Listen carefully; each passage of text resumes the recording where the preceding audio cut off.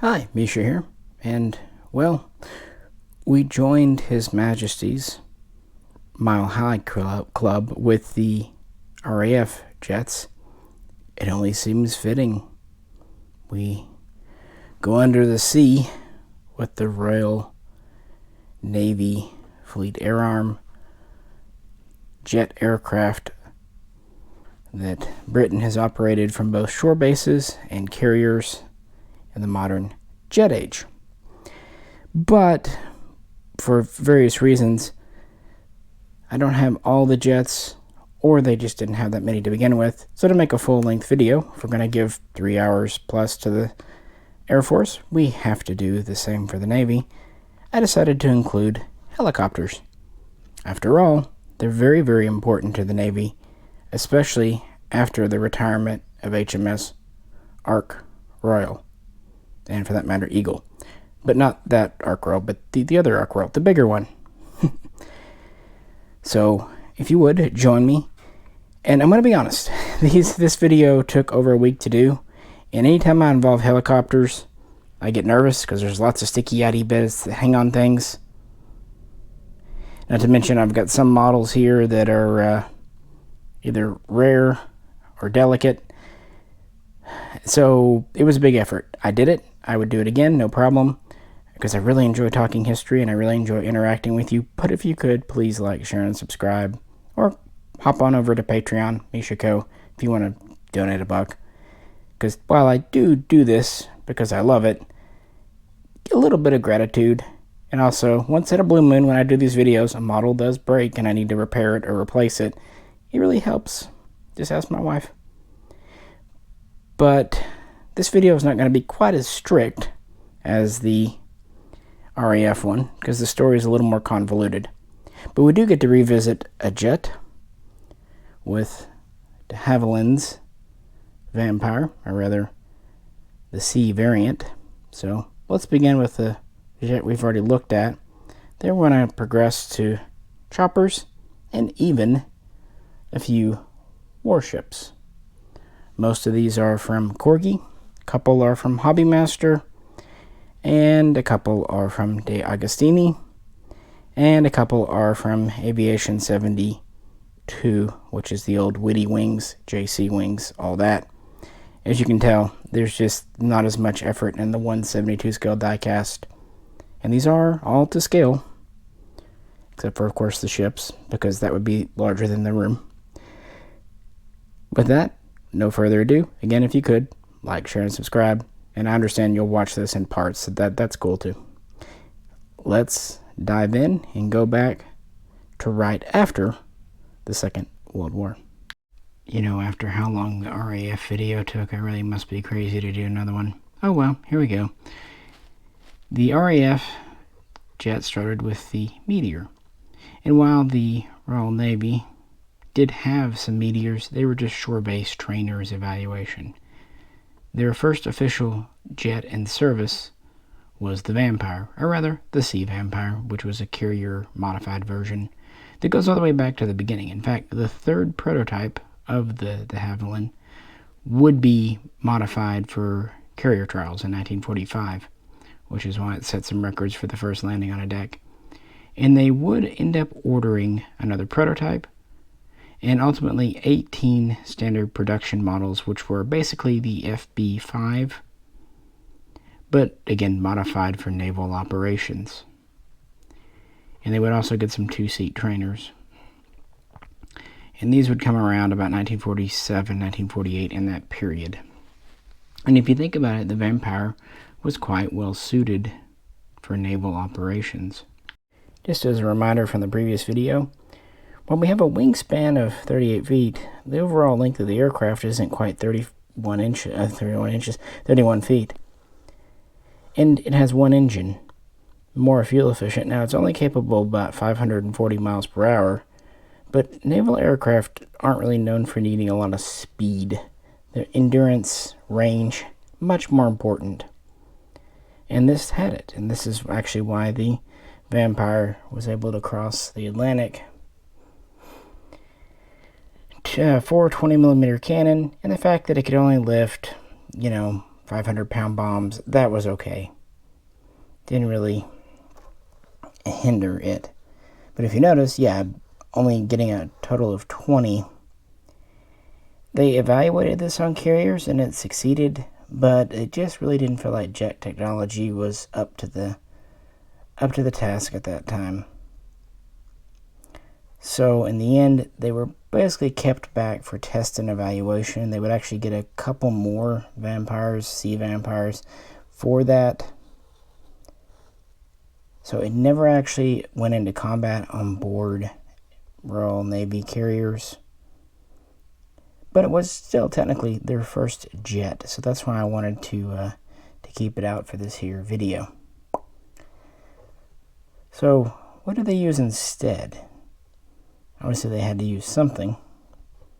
Well, meet the Hawker Sea Fury. And yes, even though this is a video on jets, and this is distinctly not a jet, it was a piston fighter in the era of jets.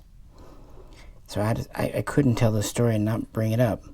Now the design goes all the way back to the middle of World War II, when they were looking for the replacement for the Tempest.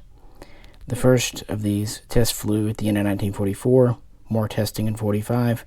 Initially there was to be a Fury for the RAF and a Sea Fury variant for the Royal Navy, but after the end of the war, the RAF canceled their variant. They just didn't need it. But the Royal Navy definitely did. This model is actually, I have one from Whitty and one from JC, and I forget which is which, but it's actually a neat little tooling, even though it has gear in the permanently down position. It probably has the best spinny propeller of any of my die-cast planes. You can get some really good spin on it. Nah, it's really nicely made for what it is. This is actually the FB11 variant. Anywho, the Navy needed theirs because they really didn't have much for World War II. They had the Seafire, which was the Spitfire Marine variant. It wasn't well suited for carriers. They also had some older Sea Hurricanes, but they were aging out. They had mostly been relying on American Avengers and Wildcats and Hellcats, that kind of thing. But a lot of those were either worn out after the war or had to be returned after Lend-Lease. So the carrier, the Naval Fleet Arm, didn't really have much. So they definitely needed something. And Britain's designers really hadn't done much in the way of carrier-based aircraft. So the Sea Fury, as it was known, was really good for them. Testing would commence throughout 45, and then it would be adopted late that year. The first production aircraft would fly late 1946, and the first air group would form in 1947. And this would be the primary frontline fighter on board HMS carriers through 1953, which means, yes, it served in the Korean War. So, what do we have here? Comparing to the Vampire, we have about the same wingspan of a little over 38 feet, but the overall length is actually more. It's nearly 35 feet long. It had a max top speed of about 460 miles per hour, so it was slower than the Vampire, but only about 80 miles. Max altitude was typical naval aircraft, 40,000 feet. Had a pretty advanced cockpit for its day and time, had a radio. Many of these were even fitted with radar because it was large enough for a 20mm cannon, and it could mount ordnance under the wings, bombs, or more often, like on this model, rockets. It did have folding wings for carrier operations. It had fully retracting landing gear, even the tail. And of course it had a tail hook. And it was very well suited to carrier operations, and really was one of the few piston aircraft you can kind of consider the pinnacle of that technology. I mean, there are far few other military piston aircraft that are better than the Sea Fury. And how good was it? Well, when Korea knocked off in 1950, 3 UK and 1 Australian carrier use these. They were mostly used for ground attack and patrol missions, and until the F-86 and other fancy jets came along, they were heavily relied upon alongside the F-4U Corsair from America. And they struck many enemy targets, tanks, bridges, railways, convoys, and did quite well. And in the beginning, they had no combat losses. Eventually, of course, they would lose some, but they had done well. I should mention that the Fleet Air Arm originally was going to order 200, but they knew this would be an interim measure just until jet technology evolved a bit more, so they decreased that to 100. But ultimately, Hawker would build over 850, and this was a very popular export. So it was a good success. That's a good production number for this type of plane.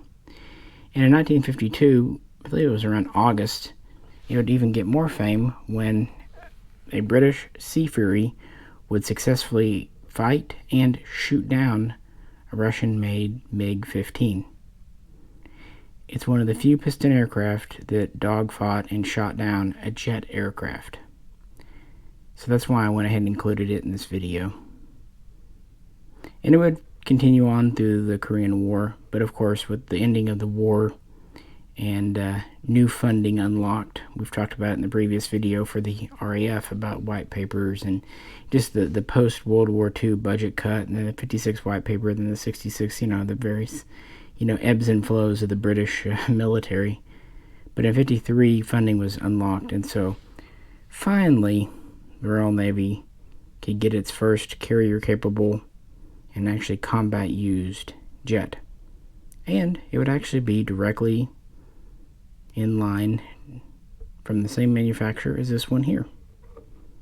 So let's meet it. From Hawker Sea Fury to Hawker Seahawk. This was the Royal Navy's, the Fleet Air Arm's first operational and sent into combat carrier-based jet. And it's a pretty conservative design with its roots still based in World War II, at least a little bit. Really, the Hawker Company was too busy with its production of piston aircraft to do much with jets during the war, although it was interested. That was the new technology. So really, right after the war ended, it started a program to develop a jet.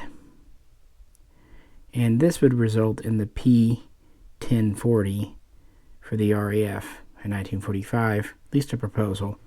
The RAF really wasn't interested. They had the Meteor, they had the Vampire. So Hawker would continue under their own initiative, and they would design a naval version, the P-1046. Pretty much the same aircraft, just designed for carrier operations with the usual updates.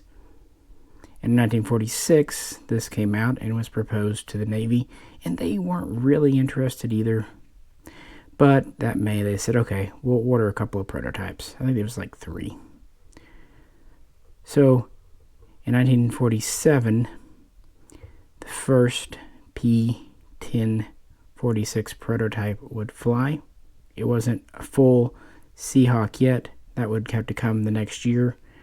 The first true prototype with folding wings and what have you would fly in 1948. And then in 49, they would make some other changes. For example, moving the fuel tanks back, going to a more powerful engine, going to a wider wingspan, things like that. And the first production model would be prepared in 1951, and this would enter into Fleet Air Arm service in March of 1953, although of course it took time for training and whatnot, so it missed the Korean War for all intents and purposes. And they knew this was an interim measure, so they didn't plan on a large production run or for this to be in the Navy that long. And as I mentioned in the RAF video, the 1040 would actually evolve for the RAF into the Hawker Hunter, which is actually why only about the first 3 dozen Seahawks were made by Hawker themselves. The bulk were made by Armstrong Whitworth, because in 51 this was given a super high priority because of the Korean War, and Hawker needed to work on the Hunter. Therefore, the somewhat more conservative Seahawk would be shuffled off. Also, it just kind of shows you the way that the RAF would get more preferential treatment over the Royal Navy's Fleet Air Arm. So, what is our jet here? What's its specs look like? It's larger, at about 44 feet by nearly 40-foot wingspan. Of course, again, the wings do fold, and a lot of that length was for fuel. And we had a dual intake in the front and a dual exhaust in the back for the single engine. Straight wing, which is part of the reason they knew it wouldn't be a hugely long-lived design, but it did have a modern undercarriage, and it had a higher top speed than the Vampire. It could get up to about 600 miles per hour, and it had quite a decent ceiling of about 45,000 feet. The initial F1 Fighter 1 version had 4 20mm cannon with 200 rounds each, so a marked upgrade over the Sea Vampire and Sea Fury. We would quickly move through the marks between 1951 and 1954. The updates, the FB-3, the fighter bomber Mark III, would be the first one with a reinforced airframe for better ordnance delivery, and then that would move to the FB-4 and FB-5 with upgraded engines, other little tweaks. The final version would be the FGA-6, Fighter Ground Attack Mark VI, and this would have a total of 6 hardpoints under the wings, and could carry 4 500-pound bombs, 2 drop tanks, I think they're about 90 liters, or various rockets. So still very much unguided. This was always a day fighter, no radar. But it was getting there. And again, the fighter bomber, they definitely knew by 1954 that's about all this would be good for, and it did well for that role. It was a solid design. In fact, it would get some export customers. Namely, we should point out that India picks them up, about 3 dozen, and they would actually be used against Pakistan and get about a dozen air-to-air victories. And they would remain in service with India till about 1983. Iraq would actually end up with some, so on and so forth. West Germany would even fly some, which is a little funny for a naval aircraft, but it was a solid plane, if not super remarkable. In British service, its really big debut and also one notable combat would be in 1956 at the end of October, the Suez Crisis in Egypt. The Hunter was out, but the Seahawk had better range, better endurance, so it was called upon to provide close air support, ground attack, and surveillance during that period. But soon thereafter, the Fleet Air Arm would begin to retire these out around 1959, 1960. I believe the last active carrier squad would hand theirs in before 1961. And naval reserves, shore bases would still have some through the 60s, and the last of those in UK service would be retired in 1969. So that's about all she wrote there. They would build over 500 though, so still a respectable production run, especially considering later, and this is still 100% British designed and built jet. Just solid, dependable, which is really what you want on a naval carrier-based aircraft. This model here is from Aviation 72, pretty much the old Woody wings, so you have gear fixed in the down position, but they do rotate, and you have a closed canopy, but it does have a pilot.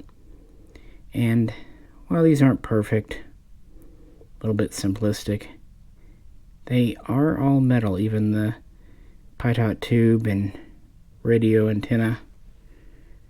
I believe even the tail hook is metal. So that's kind of nice.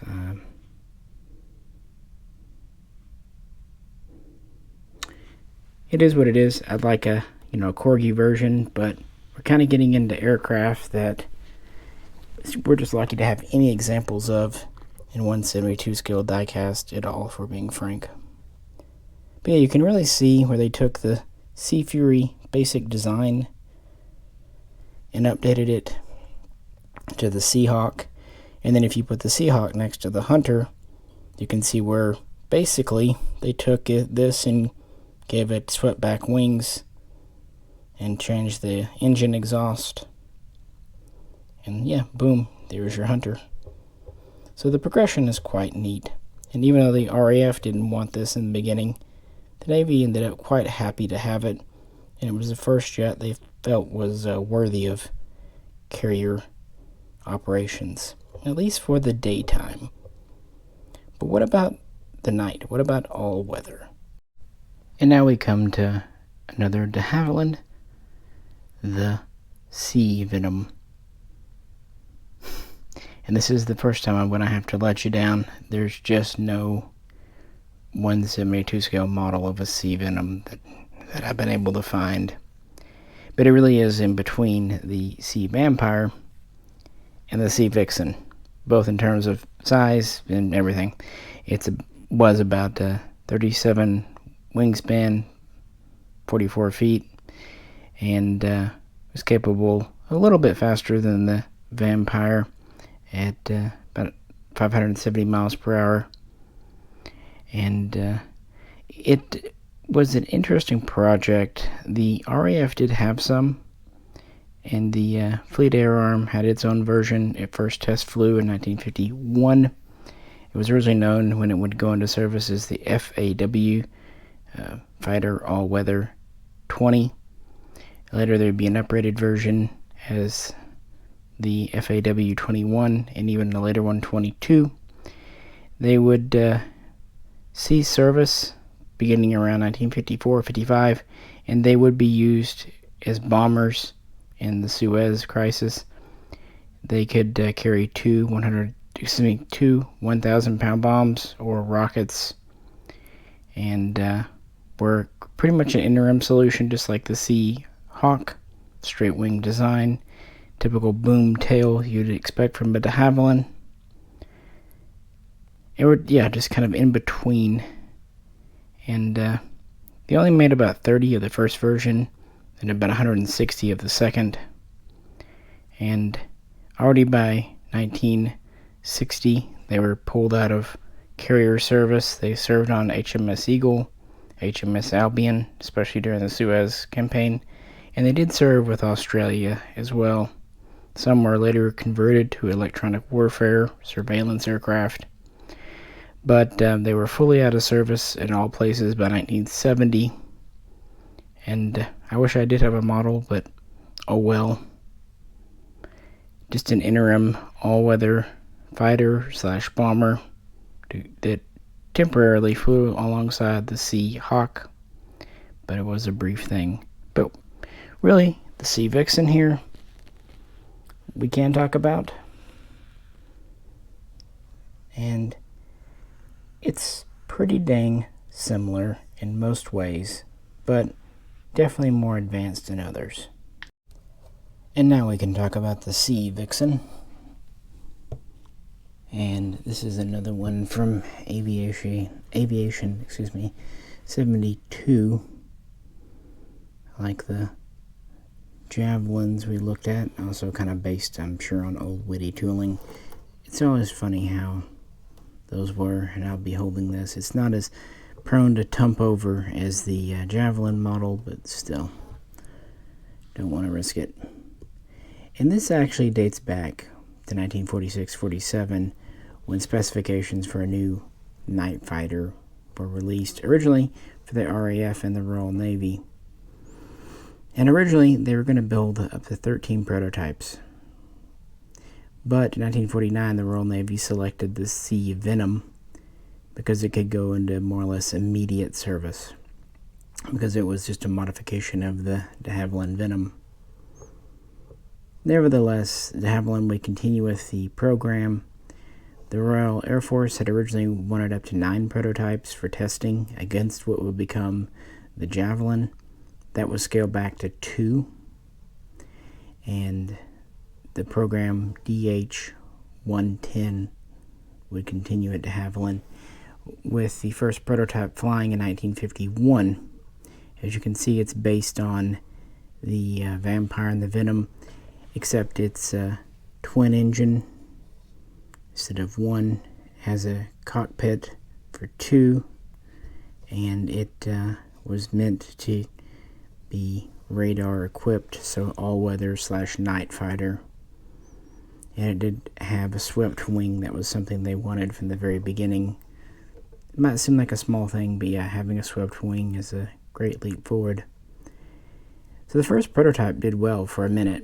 It was actually able to go supersonic. If just barely, it could. And so a second prototype was ready to put in 52. The first prototype would crash in a spectacular manner at an air show, killing both the crew and 30 members of the public some odd, and injuring 60 some odd more. Major disaster for de Havilland, and led to a lot of reforms. And you think that would kill the project, but it didn't. Now the Air Force would say, okay, we're going to go with the Javelin in 1954. But the Navy, who had been flying the Sea Venom, said, okay, we're going to go with this, because they had made a third prototype. They had figured out the problem. It had to do with the leading edge of the wing. Ironically, the second prototype already had this problem more or less fixed. The first one didn't, though. So the third prototype came out. It had more navalized features, since that was the primary customer.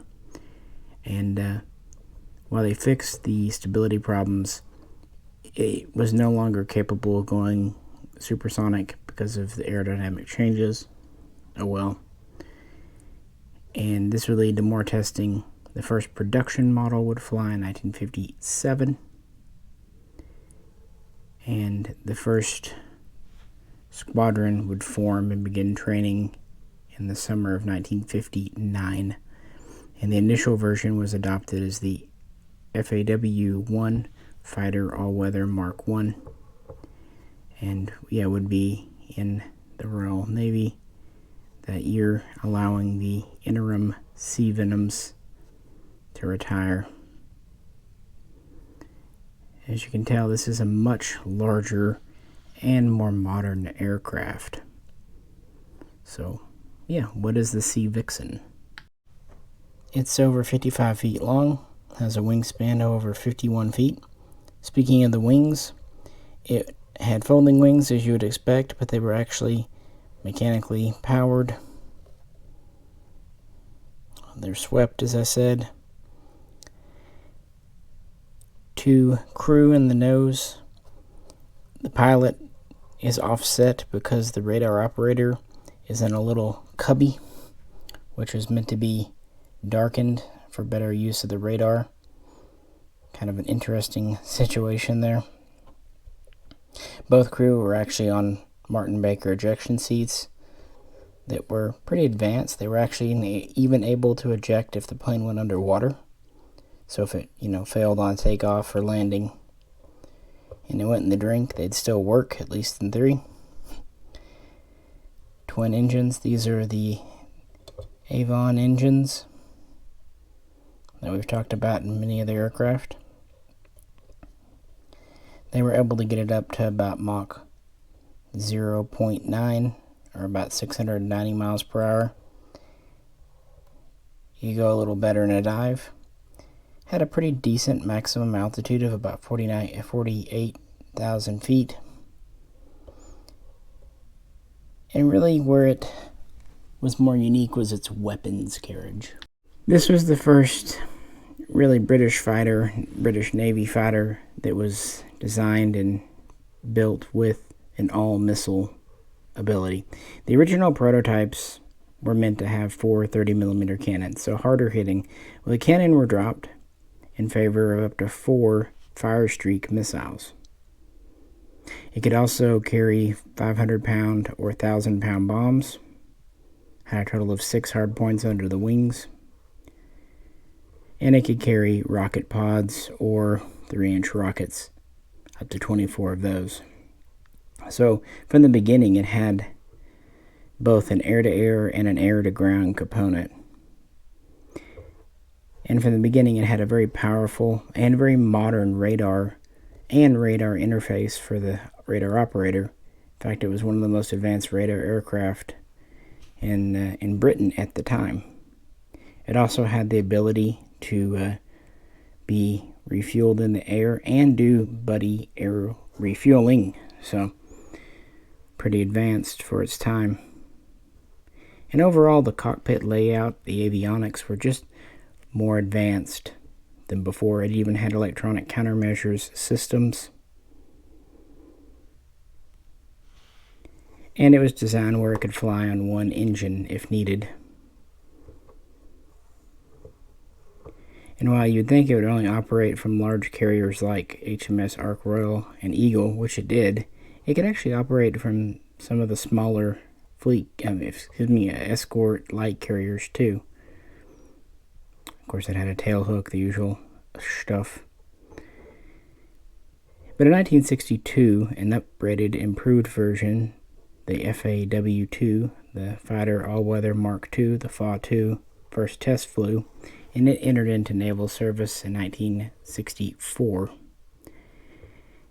It had an improved tail with more area for fuel and electronic countermeasure systems.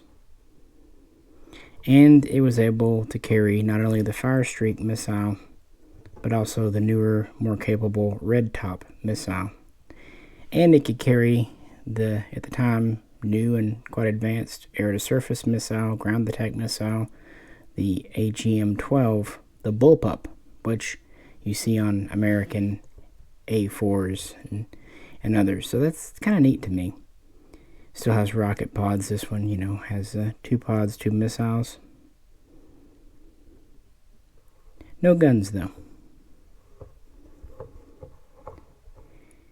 Now, the Mark II would start replacing the Mark I in 1964.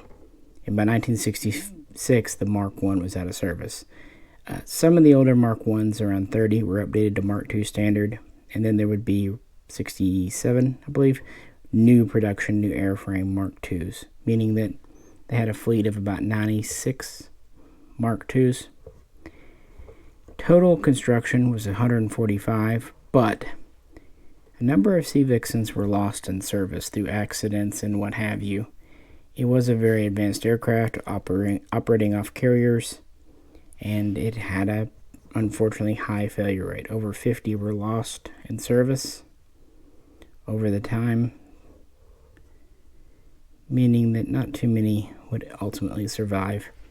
It never would be directly in conflict, but in the 60s it would be deployed multiple times in the Persian Gulf, starting in 1961, when the leader of Iraq at the time got uppity and thought about going for Kuwait.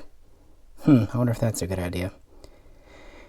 And so the Brits sent a couple of carriers and other warships, and he decided not a good idea. They would actually come back a few years later, and they would also be deployed in the interim to East Africa for events there. But even though this was a very advanced fighter for 1959, by 1969, technology had moved on. And of course, the high failure rate and the relatively high cost of operating had effect too. So in 1970, a decision was taken to retire these, and the last Sea Vixens would take a cruise in 1972 and then be drummed out of service in favor of newer aircraft. But for shame, foreign aircraft. If you watch my RAF video, you kind of see where this is going. Around 1970s, when more and more joint projects, or just outright foreign buys, start to come in. But we're not quite done with the all British aircraft. Not yet, anyway. So let's set this aside and also go back to the 1950s, because we talked about the fighters, but there's other types of carrier aircraft. Now we return to Corgi models for the best, some might say the only good, fighter bomber from Buccaneer, the Blackburn. And this really was the largest carrier-capable aircraft the Royal Navy had. And all of mine, to some extent, have been reworked to RAF standards, but we'll do our best. It's just what I happen to have. It's actually quite hard to find the one still in Royal Navy, guys. Anywho, this goes all the way back to the 1950s. The Soviets were fielding new cruiser types and other maritime things, and instead of developing new types of ships, the British government, the Royal Navy, decided to develop a strike aircraft, an attack aircraft, to counter any kind of naval threat. Specs were first laid out in 1952. Needed to carry at least 8,000 pounds payload bombs. Needed to be able to be at least 630 miles per hour. Good range. Folding wings, the usual stuff for Navy. Essentially, the idea was it was supposed to come in very low to the surface and fast and hit a target with either conventional or nuclear bomb if need be. So in the next year, companies started submitting designs, and then in 1955, Blackburn's submission was selected by the Royal Navy. And from there, the first prototype would fly in April of 1958. And in 1960, the first production models were ramping up, and it was officially designated as the Blackburn Buccaneer S1, or Strike Mark I. And the first ones would be delivered to the Fleet Air Arm the next year.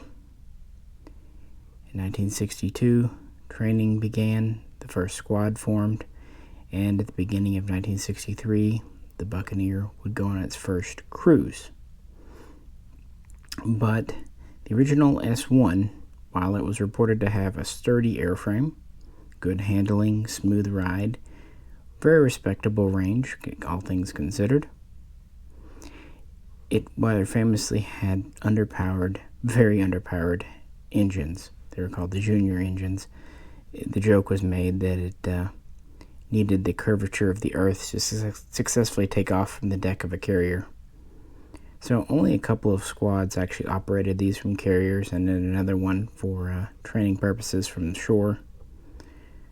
Already by 1962, the Admiralty ordered that an upgraded engine version be developed. Work would begin, and in 1965, the S2 Strike Mark II with a much more powerful Rolls-Royce engine set would appear. It would quickly go into service after some testing. Started replacing the S1s at the end of that year, and by the end of 1966, all the S1s were out of active service and pretty much had been retired for training and what have you, reserve purposes. But they only built 30 S1s. They had originally ordered 40, but they weren't even quite done producing that batch before the S2 standard came about, so the last 10 in the first order would end up being of the S2 standard. They had built over 200 of these, and the only real noteworthy export customer was South Africa, as it happens. So what is our Buccaneer here? Well, we're nearly 64 feet long, with a wingspan of over 44 feet. Yes, the wings do fold. We have 2 engines. The Rolls-Royce engines were said to be 40% better, both more fuel efficient and more powerful, so all around better, giving it better range. Top speed met requirements, about 660 miles per hour, so subsonic, but quick enough. And it was intended to fly, like I said, close to the surface. Max altitude, nothing special, about 40,000 feet, but there and again, it didn't need to go very high. Crew of 2, you had a pilot and you had a weapons/radar operator. It did have a radar system, so it was all-weather capable. High wing. No guns. The Buccaneer never had guns. This version here, like I said, it's a later update, but it has no external pylons on this one. It does have the slipper tanks, which were done for aerodynamic reasons. It has a bomb bay internal, which could carry up to 12,000 pounds. It was kind of a rotary bomb bay. It could carry 4 1,000-pound bombs in it. It could carry a reconnaissance cradle, or it could carry a Redbeard nuclear bomb. The Sea Vixen, at least the original FAA 1, was also cleared in emergencies to carry the Redbeard, but it wasn't intended for it. This was the main nuclear strike ability. It could also carry rocket pods. And it has a bolt-on refueling probe, as you see here. Could be added and removed as needed for longer missions. Funnily enough, the probe is offset, but the pilots could kind of use it as a de facto aiming device.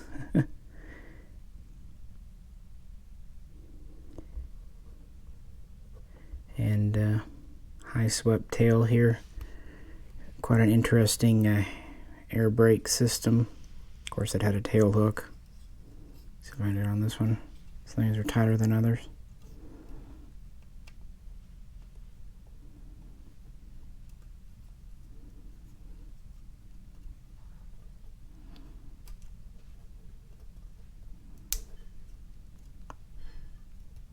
Let me try here. This might be one of the tighter ones I've got. Give me a sec. There we go. I got it going. It's just hard to get fingers in there. And it actually spreads open on the model. It is even kind of spring-loaded, like so. You can understand why a carrier aircraft would need a pretty aggressive air brake.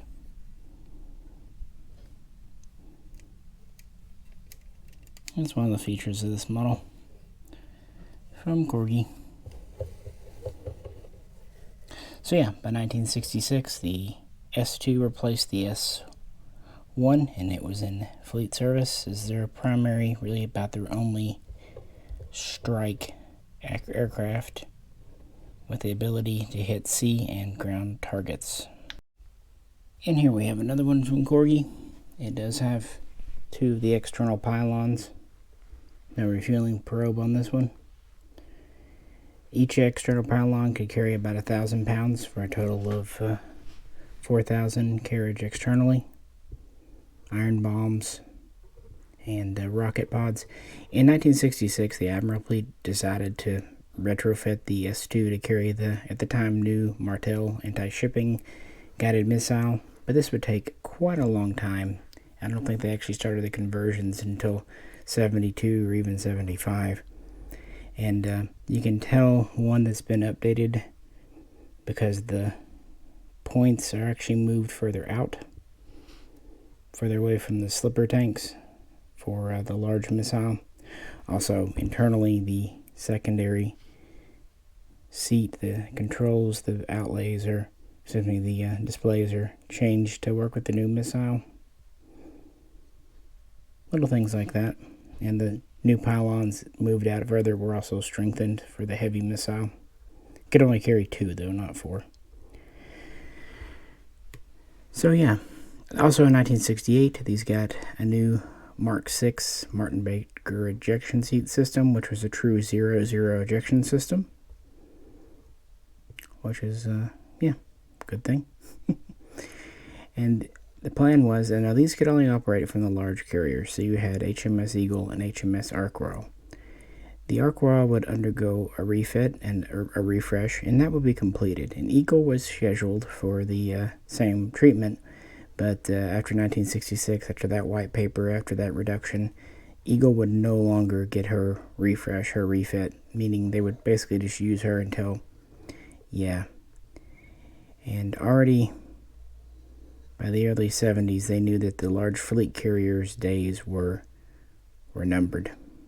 So it kind of explains the whole RAF connection. And these could not work from the smaller carriers that would go into service for the era of the Falklands War.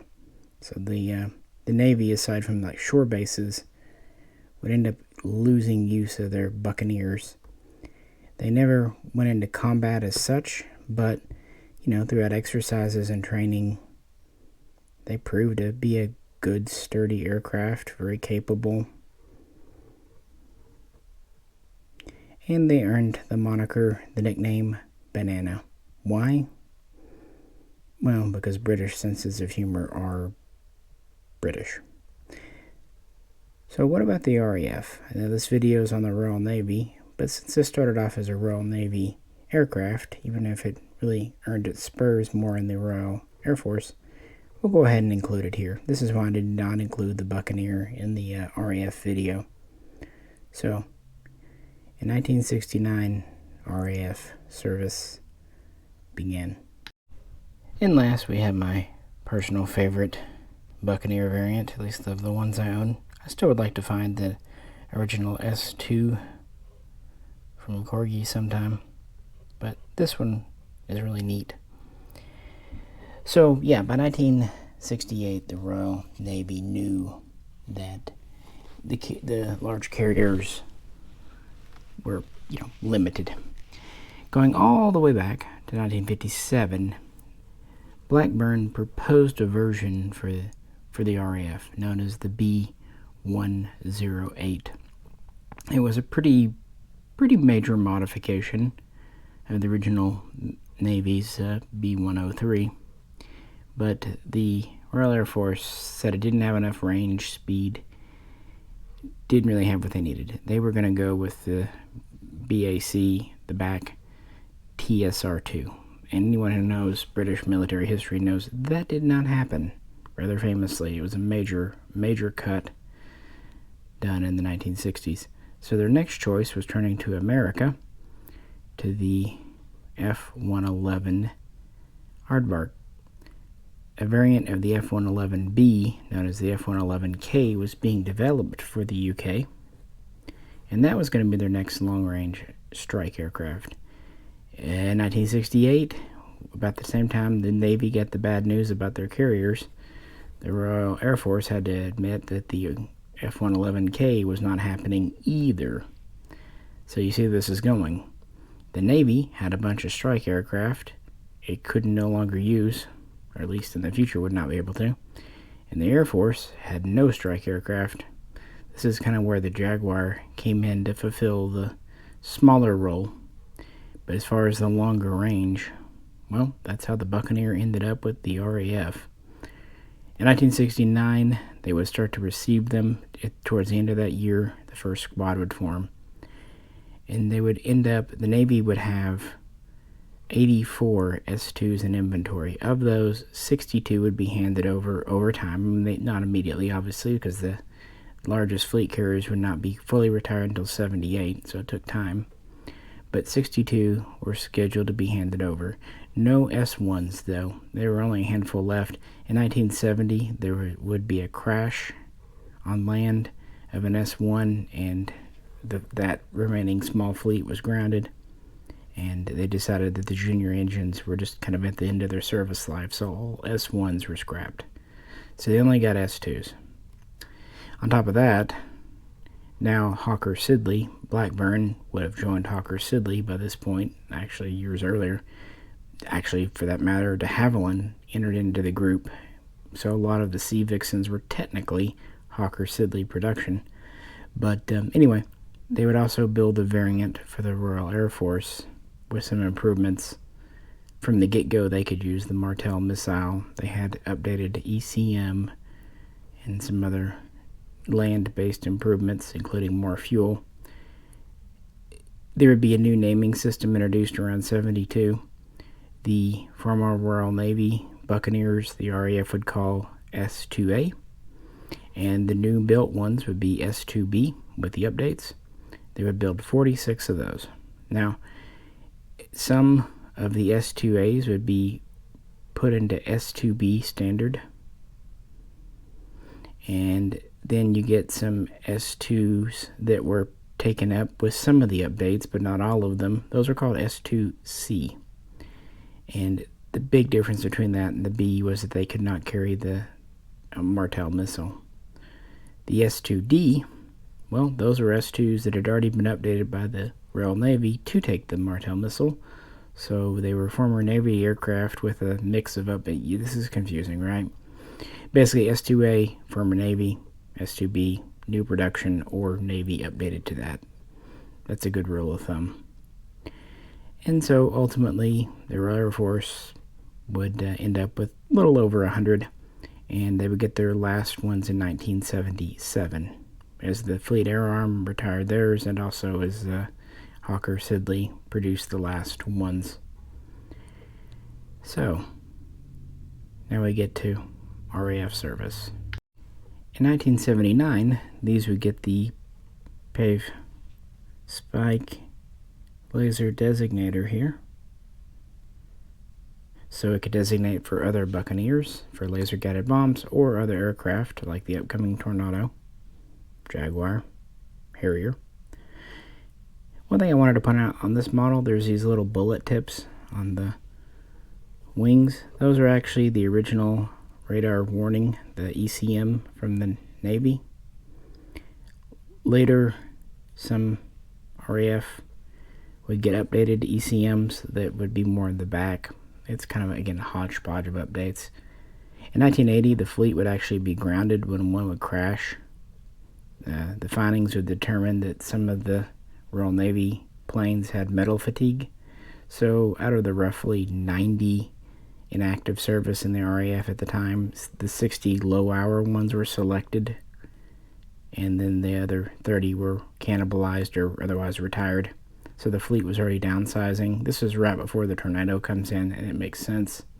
In 1983, the squads would be scaled back to basically 2 maritime and 1 shore-based strike, and a lot of the Tornadoes and some Jaguars would take over the duties. Keep in mind the RAF never really wanted these. In 1986, the Martel missile would be replaced with the Sea Eagle, and they were able to carry 4 instead of 2. It was also more of a fire and forget weapon, so the 2 maritime squads had better capability. By the way, the Royal Air Force had taken over the maritime strike duty from the Royal Navy in the 70s as well. And also, you'll notice there's an AIM-9 Sidewinder on this. These carried the AIM-9L, and that was for purely self-defense purposes. And in the mid-80s, they start carrying an updated version. They could carry 2, but usually if you have the laser designator like here, just the 1, and they still could carry bombs in their bomb bay, or sometimes the bulge bomb bay, which was added for RAF, would carry just more fuel. So, you know, you could either have slipper tanks in a bomb bay or 3 tanks for really good long range. And they're thinking, what to do with these. And in 1990, 1991, the nuclear strike role was taken away from the Buccaneer. The old Redbeard had long since been retired. Instead, these were cleared to carry the newer parachute-dropped nuclear weapon, but that was pulled away. But in January of 91, 6 of these were sent to the Persian Gulf for potential use in the Iraq War. At first, they weren't going to use them. They weren't sure what to do with them. But then they changed their mind with very little notice, so the squads had very little time to prep. And beginning on February 2nd, they started flying missions primarily with Tornadoes. And the typical group would be 4 Tornadoes and 2 Buccaneers with their designator pods. The second Buccaneer was really just a backup in case the first laser pod failed. And they flew over 200 missions. They hit bridges and roadways. They attacked airstrips, bunkers, caches, supply caches, and did very well. In fact, it wasn't just as designators these were used. They did carry laser-guided bombs of their own, and they did strike targets of opportunity. And when they returned home in March of 1991, no Buccaneer had been lost. A total of 12 would serve in Iraq and the Gulf War, and that really showed their utility. So plans were to keep these in service till about the year 2000. But then we get to the famous post-Cold War budget cuts. In 1993, the Tornado is rearmed with the Sea Eagle missile, and so the 2 maritime Buccaneer squads are stood down, and the Tornadoes take over that anti-shipping patrol role, meaning only 1 squad was left. The shore-based one, the designator pod ones here.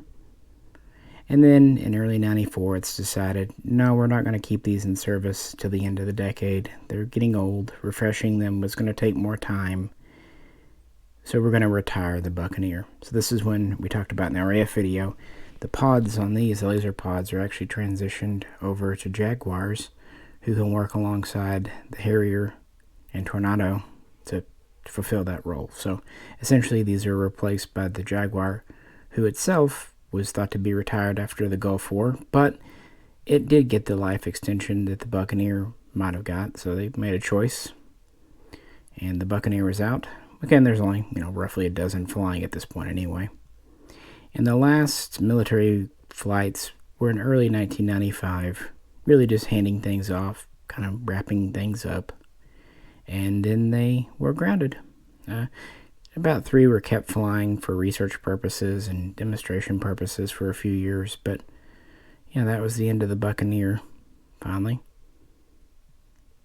They would continue on in South Africa for a bit longer, but this video is not really much about foreign service.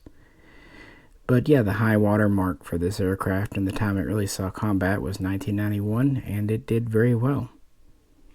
Not really its intended role, but As far as these Corgis, it's kind of interesting because, like I said, this one has the original kind of early radar spikes on the wings. The one over here has the refueling probe. Oh, sorry, wrong one. Over here has the refueling probe. And this one has the original style pylons close to the slipper tanks. So it's a little confusing which ones are original Naval and which ones are updated. If you look, a lot of them say 2B, but that doesn't necessarily mean they started off as new production RAF.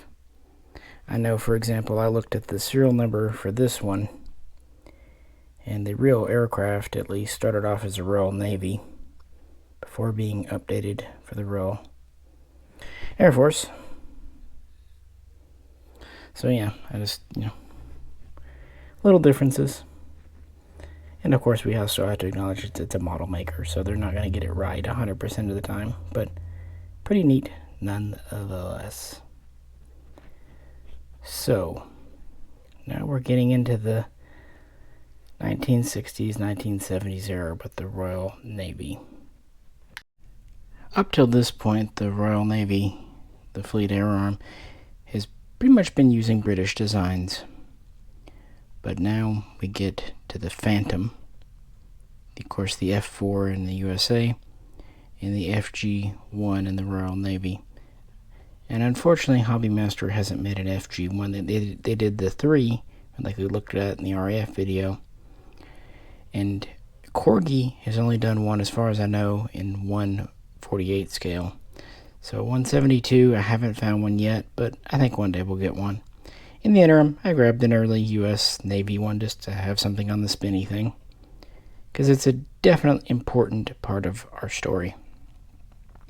So going back to the 1950s, the British are looking ahead to what eventually will replace the Sea Vixen. The Sea Vixen was their first missile-capable, two-seat, two-engine, radar-equipped naval strike fighter to defend the fleet and so on and so forth. Well, what's next? And lots of things happen, but we have the 1956/57 white paper budget cuts. This is what actually forces kind of the conglomeration of all these various British companies into BAC and Hawker Siddeley. And going forward, there's a push to have the Royal Navy and Royal Air Force use the same design, but they have really different needs. This is when the Air Force begins turning to first the TSR-2, and then when that's canned, the F-111K. The Navy, on the other hand, has been pretty darn impressed with this fancy McDonnell Douglas F-4 Phantom. In 1964, they start working with McDonnell Douglas now, the combined companies in the USA, just as the Phantom is really getting into the U.S. fleet. And they want to make a Brit version. This will be an interceptor, interdictor, patrol aircraft, fighter aircraft. They're not really concerned too much with reconnaissance.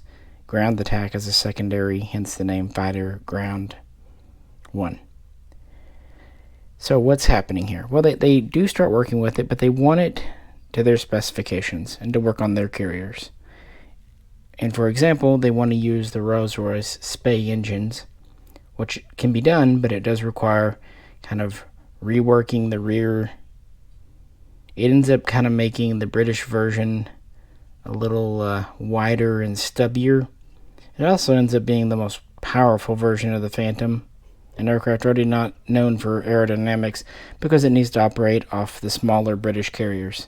In 64, 65, they have 5 carriers in service, but 3 of them are simply too old and too small to operate a jet of this size. But they have HMS Eagle and HMS Ark Royal. The plan is to refurbish and update both to operate the Phantom. Plus, there are plans on the drawing board for 2 new large fleet carriers. So the idea, we're going to need quite a few of these aircraft, over 100. But then 1966, Labor government again, and another white paper changed things up. First, the 2 new carriers, they're scrapped. They're not happening, so they're not even started, really. Okay, so we're going to have to reduce the order down. First to 70, then it roughly is 50. But no problem, we'll operate from Ark Royal and Eagle. Ark Royal starts its refit, planned completion in 1970, which does happen. But before Eagle can turn in, her refit is canceled, meaning she's not capable of operating the Phantom, meaning only the Ark Royal can. And this is still interesting because the UK is the only nation outside, obviously the point of origin of the Phantom, where it's used as a carrier-based fighter, interceptor. At the same time, 1968, when all this bad news is kind of getting bandied about, this is when the F-111K is axed, and so not exactly happy about things, but realizing that the Phantom is still better than, say, the Lightning and everything. This is when the Royal Air Force gets involved, and they end up ordering 150. So basically, there's an order for 200, and Hawker Siddeley is pretty well involved in this. Unfortunately, there are major cost overruns because of all the changes, yada yada. So, the production run, first the first test plane flies in 1966, which was the F-4K. That's the American designation for the FG-1. The F-4M, the land-based, the RAF version, flies the next year, 1967. And in 1968, the first Phantoms are delivered to the Royal Navy, and production will run through 69 for both. The Royal Air Force will get theirs in 1969 because the Navy's getting priority, sort of. But since they're only going to be operating on Eagle, they only are going to be 12 on the carrier, plus they need some shore-based for training, and they need some in reserve. So out of the 48 production ordered, they actually had a couple of prototypes plus 2 pre-production Ks, and then 48 full production models.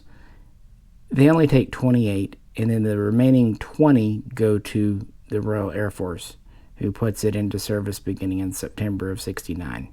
So they're both using the FG-1, and then the Air Force has the FGR-2, their version.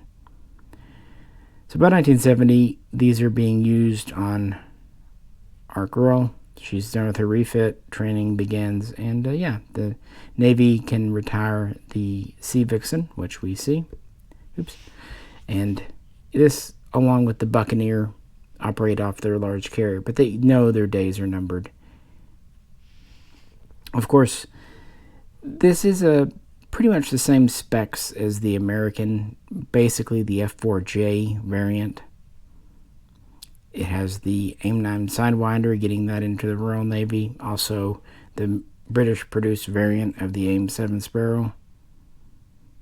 Mach 2.2, all that. It was very creative getting these off the deck of the Ark Royal, but they did. And it was their primary fighter interceptor, at least on board of that ship, until 1978. November 27, the last carrier launch of a Phantom in the Royal Navy occurs.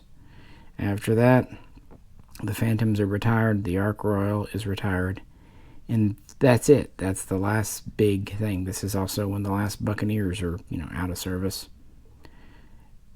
As for the Royal Air Force, they were already operating the FG-1, so 18 surplus Royal Navies were given to them. 10 had been lost or damaged beyond repair.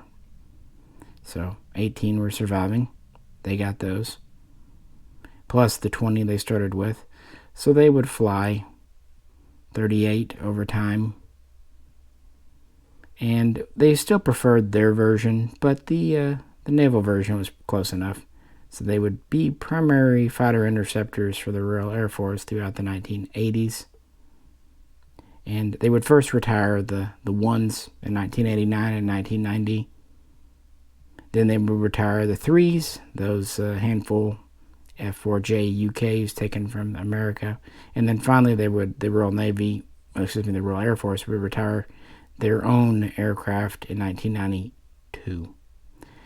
So that's kind of the order of retirement in the RAF. The ones, the threes, and then finally the twos. It was an important step, and they did anglicize it more than most. Of course, each country that had the Phantom, Japan comes to mind, did customize them a good bit. Like I said, I just grabbed this one off the shelf just as an example piece. Maybe one day someone will do a 1/72nd scale true FG-1 or FGR-2. It's such an important piece, and it was really a high performance aircraft for the Royal Navy. And again, if you haven't ever watched videos of these taking off from the Ark Royal, Google them up. It's interesting. A lot of power, a lot of smoke. But oh well, wasn't meant to be. So you might be wondering, of course, after the retirement of the 2 large fleet carriers, one of which hadn't even been modernized, what's the Royal Navy, what's the Fleet Air Arm going to do? Well, we kind of return to a good old homegrown British design, like shepherd's pie. We return to the Hawker Siddeley Harrier, specifically the Sea Harrier, and really the last 100% British jet fighter.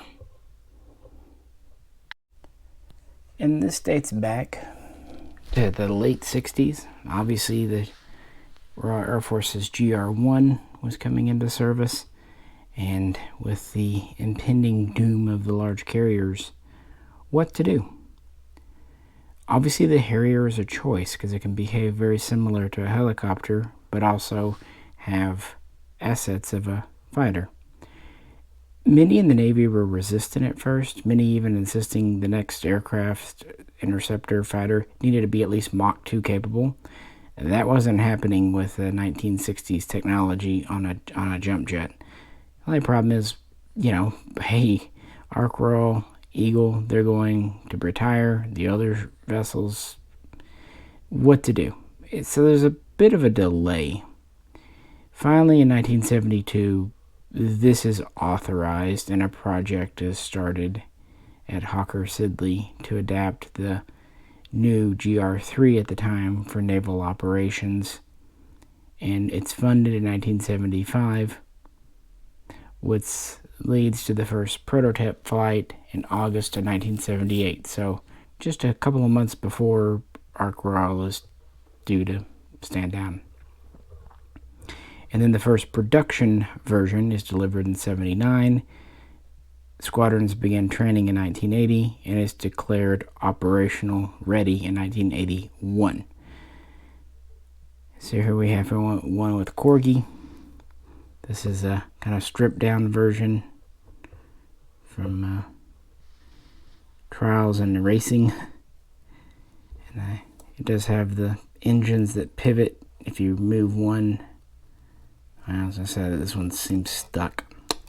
It can happen. These are not new models. Yeah, I'm not going to force it. This one doesn't want to rotate. Oh well. They do move though. It just has the original drop tanks under the wings. And the 30mm cannon under the belly there. So yeah, this was what would replace the Phantom. And again, there was a lot of pushback, but without large carriers to operate from. What they ended up settling on was the Invincible class. They would commission 3 of them. It was pushed through, kind of slid through. It was politically more acceptable as it was considered a through-deck cruiser, even though it was a carrier, with the ski jump system, meaning these could use their short takeoff and come loaded. Notice the refueling probe. And it was an advancement on the original Harrier GR1, GR3 in a number of ways. Overall length with the probe, about 47 feet. Wingspan, about 25.5 feet, so about the same. It used the latest Pegasus engine, and it was modified to prevent, or at least, postpone corrosion in salt water, sea spray as much as possible. That was actually one of the big changes, it was just kind of sea-proofing it as much as they could. And it was capable of reaching about 735 miles per hour, making it pretty much the fastest Harrier variant. That's because where the GR1 was primarily a ground attack with reconnaissance as a secondary role, this was primarily a fighter. It was adopted as the FRS-1 Fighter Reconnaissance Strike Mark 1, meaning the strike ability, the ground attack was third. And it shows. It could lift a decent amount of payload, a little more than the GR3. Still had the 4 underwing hardpoints, 1 center line, and then the 2 pods. But most of the time, these would be used for air-to-air missiles. But it could take reconnaissance pods. But in the rear is pretty much the same as the GR3. The front, though, is different. The cockpit, like I said with the first video, the original Harrier had a pretty cramped cockpit with a limited view. They did what they could to improve that here.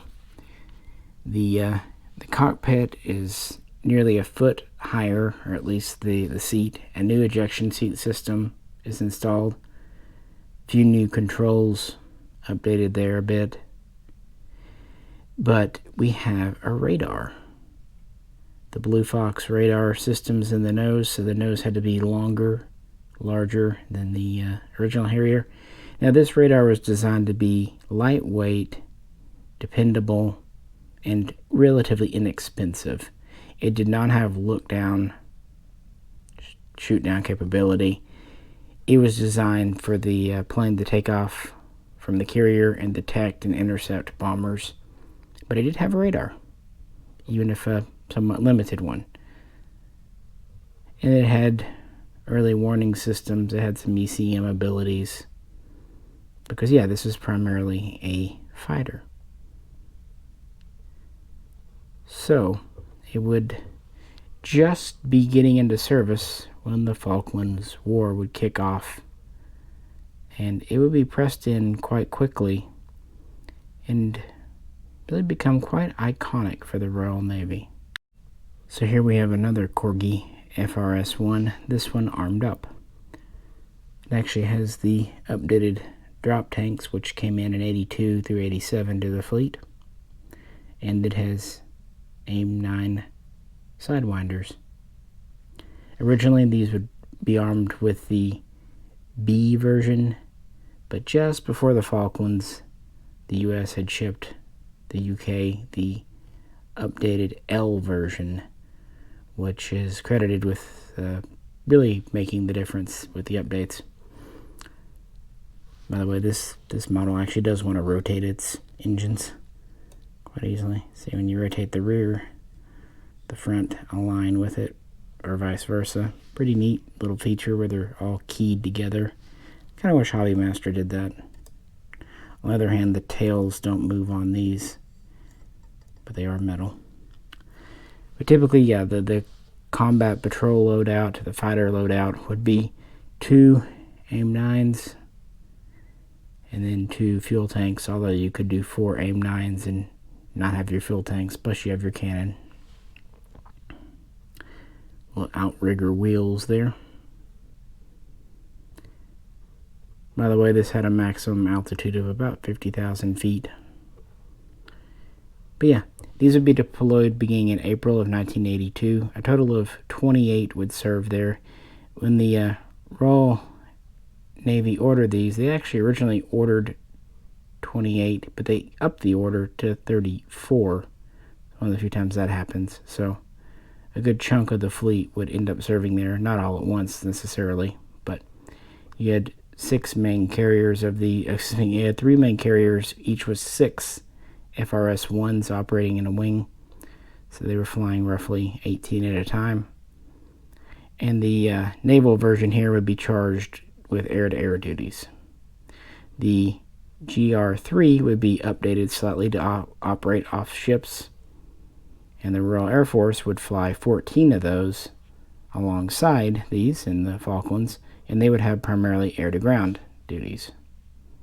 So they would fly together and really show the new British Navy, for better or worse. The new Invincible class, HMS Invincible, was online, and the Harrier, both versions. They would get 22 air-to-air aircraft kills plus 1 helicopter downing. It would come at a cost, though. 6 Sea Harriers would be lost, and 3 standard Harriers. Some to accidents, various things. But they did show well, all things considered, and considering how new to service it was, along with its pilots, they had picked up a couple of T-4A trainers from the Royal Air Force as well.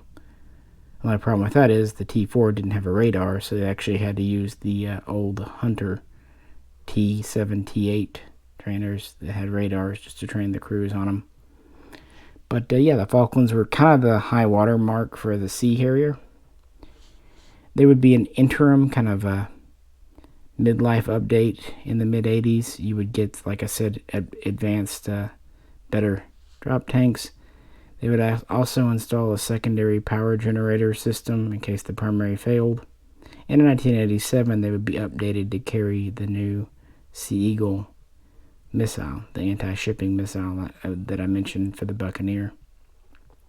Some would also, well, they would get the ability to carry double pylons on the outboard here, so they could carry 2 sidewinders on each wing instead of 1,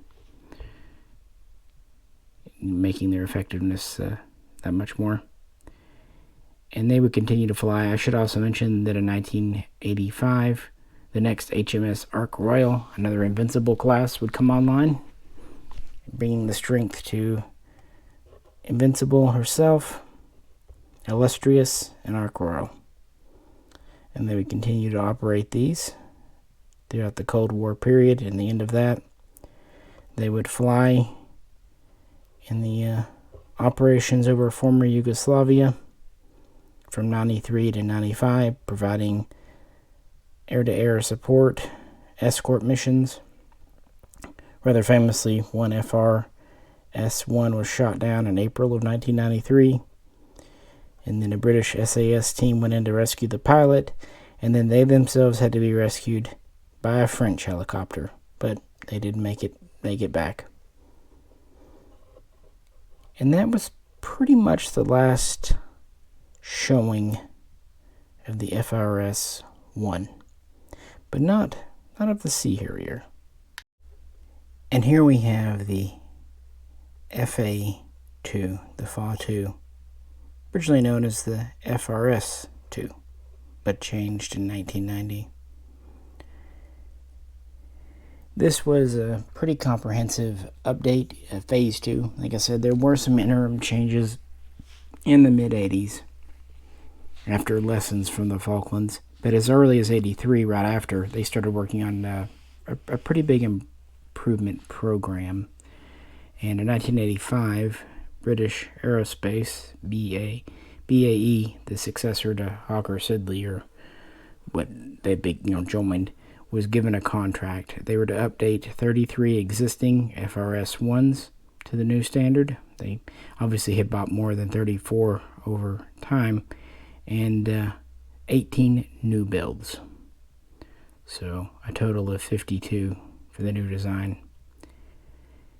We have the newer tanks that were introduced. Of course, they'd be carried over. One interesting thing about the 2, it was the first European aircraft to be cleared to carry the new AIM-120, the AMRAAM, which you can see on the wing there.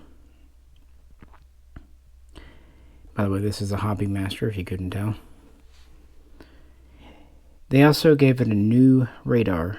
The Blue Fox was replaced by the Blue Vixen, and it was a pretty big jump up. It had longer range, better detection of multiple targets, and it had look-down capabilities. To make room for it, they had to extend the nose out about a little over a foot. While they were at it, they also redid the cockpit some, giving it a partial heads-up and glass cockpit style, even somewhat of HOTAS controls. They would eventually also give these GPS in the cockpit. They would update the Pegasus engine from the 104 to the 106, keeping the whole, seaworthiness. They would rework the wing, especially the leading edge a bit. And they would go to a retractable refueling probe, as you can probably notice here. The prototype would first fly, still called the FRS-2, in 1988.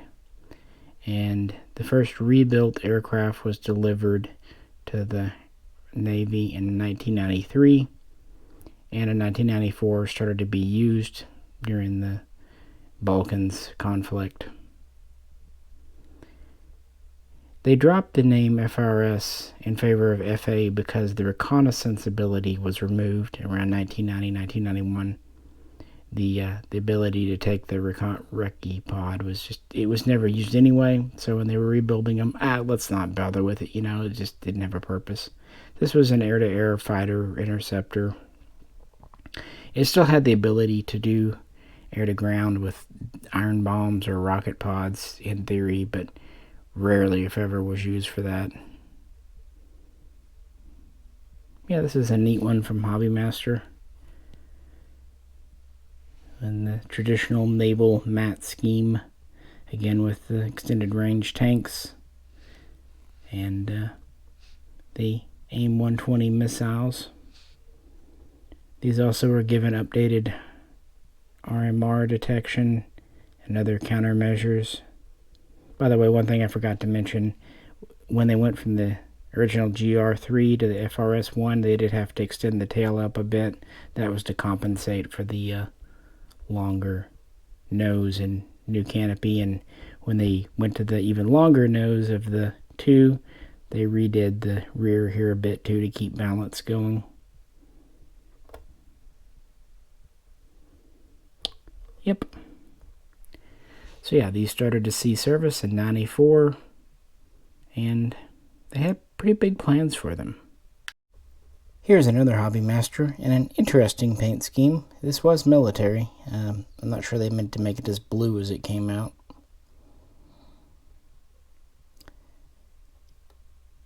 And this one has the double racks on the outer pylons for sidewinders.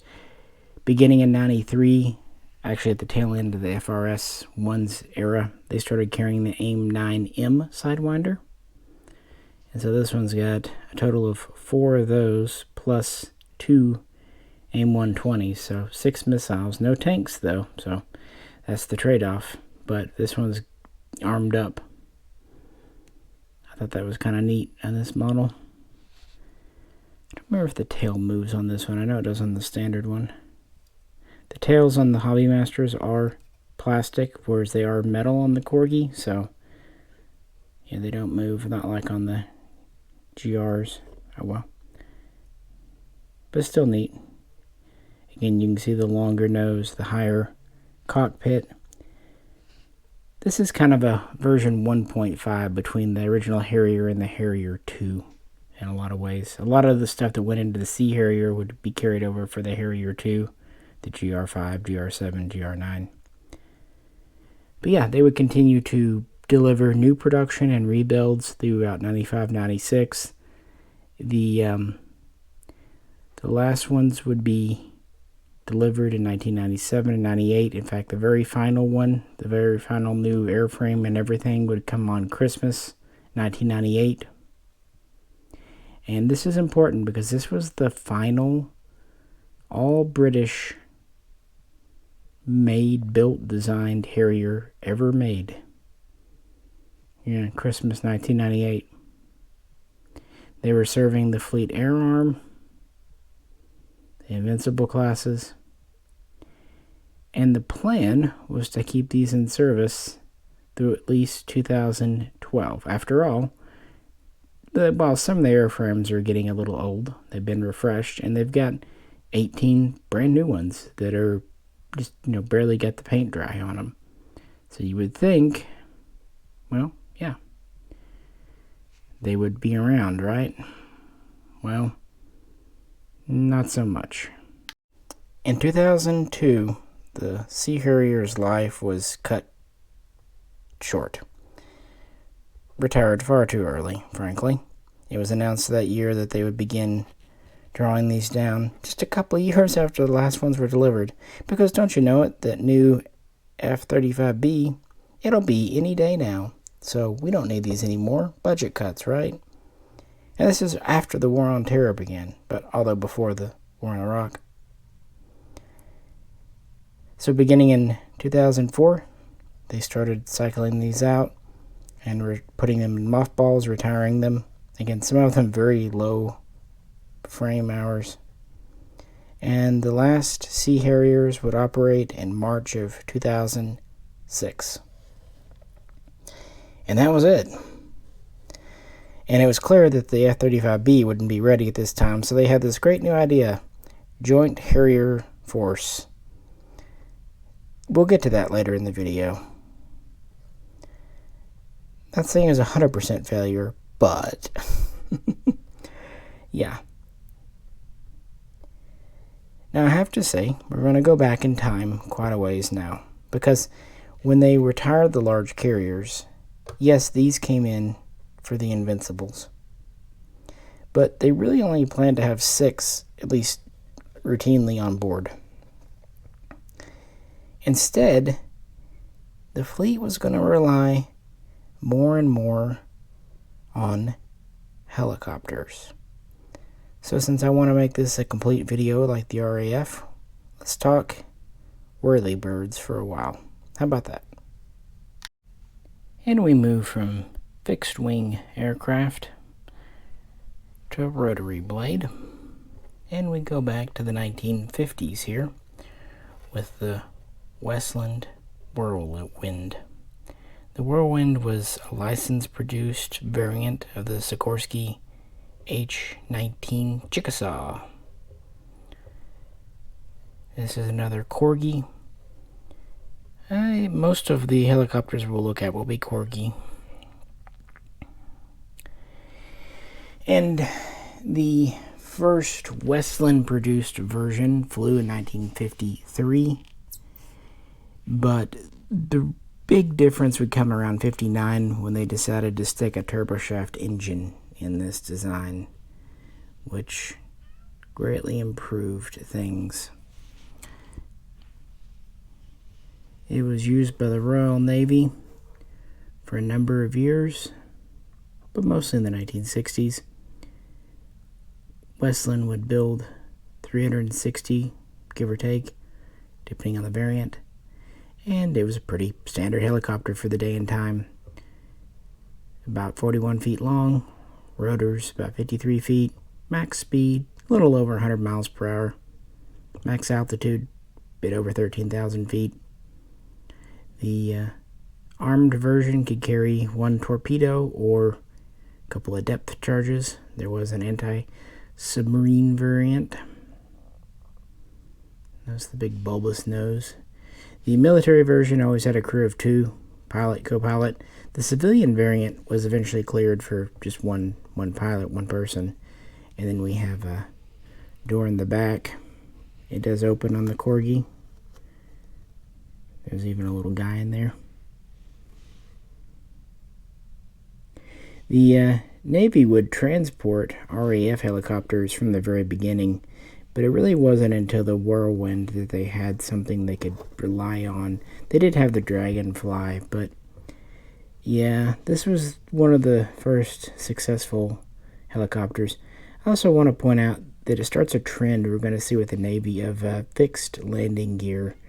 Wheel types, of course, for deck mounts, but they don't really seem to prefer retractable. And we're going to see this throughout the Navy for quite some time. These are really neat from Corgi. Fully rotating rotors. Some of them even either come with folded up rotors you can plug in, or drooping down ones like they're at rest. Not all the Corgis do, but a good deal. And the body's pretty much all metal. It's heavier than you'd think. And the wheels often roll. And again, we have open doors, we have crew members. Pretty neat. I'm very impressed with the Corgi helicopters, frankly. Let's look at another one. I believe, if memory serves, this is a search and rescue variant. Later on in its service, around 1970. Has these little floaties on the wheels. Kind of neat. I've had these for a long time, so my memory on these helicopters may not be 100% perfect. But the Whirlwind definitely served in the Royal Navy. That is for sure.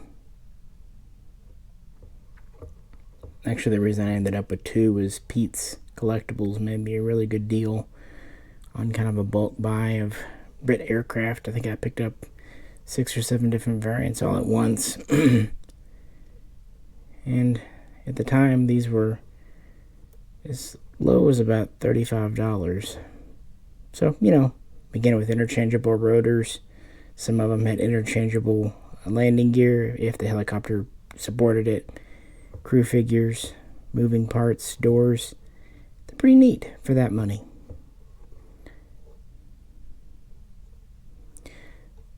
But with the Whirlwind, after they added the turboshaft engine with the HAR9, the Mark 9 variant, that was just Westland's beginning.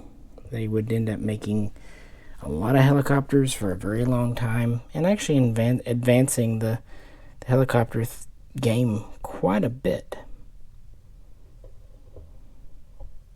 So let's get into it.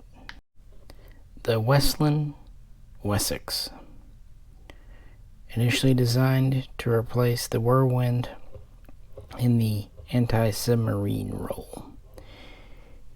This was a license-produced variant of the Sikorsky H-34, and again they installed a turboshaft engine pretty much from the beginning. Development began in 1957. First prototype flew in 1959. It was given to the Royal Navy for sea testing in 1960 and accepted for naval service in 1961. The RAF would also adopt it in 1962, and it would serve for a very long time. In fact, some would not retire until the 21st century.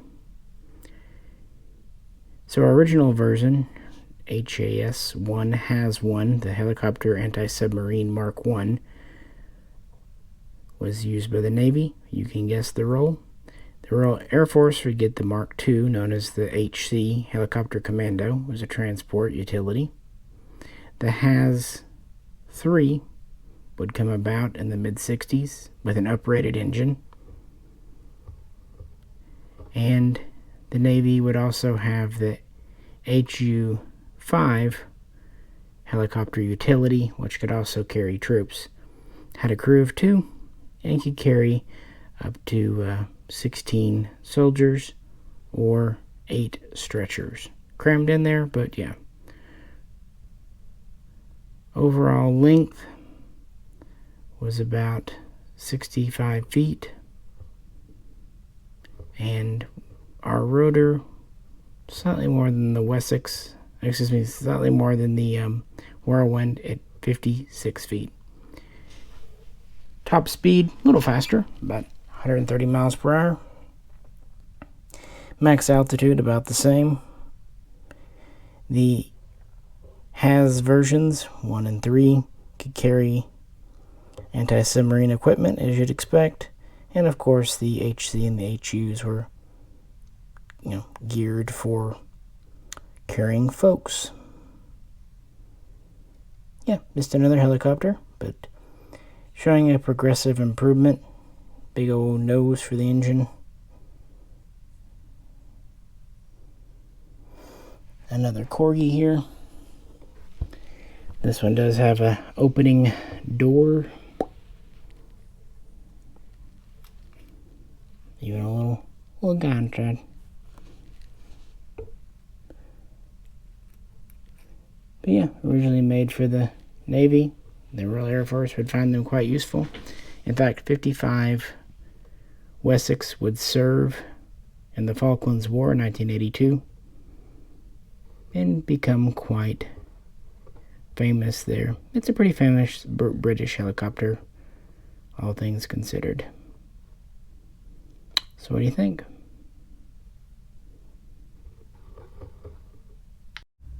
Be it in American service, British, or others, now we come to one of my favorite helicopters, really of all time, the Sea King. In the USA, it's the SH-3, but of course Westland would begin working on license rights in the late 50s, and would actually develop their own version.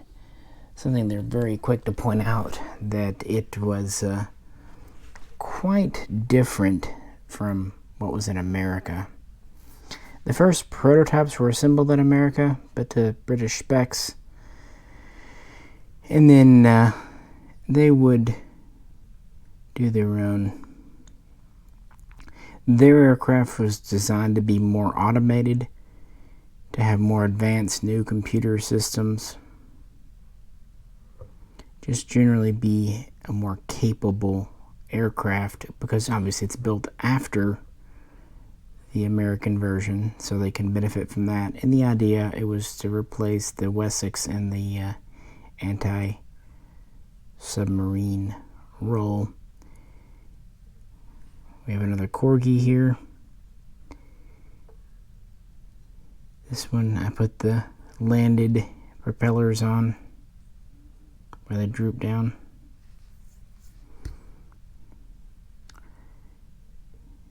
It too has a opening side door. And this is the anti-submarine version, HS1. There would also be more of a general utility version, the HU5. Not really much inside there, just a cargo bay. Quite a large bird, about 56 feet long, 62-foot rotor span, 5 blades. It's really about the same speed as the Wessex, max of about 130 miles per hour. Where it really stood ahead, though, was carriage. It could carry up to 4 torpedoes or 4 depth charges. It had a more advanced radar sonar system. And it had much better endurance. This thing could just hang out in the air a lot longer than previous helicopters, which is pretty important when it comes to anti-submarine patrol aircraft.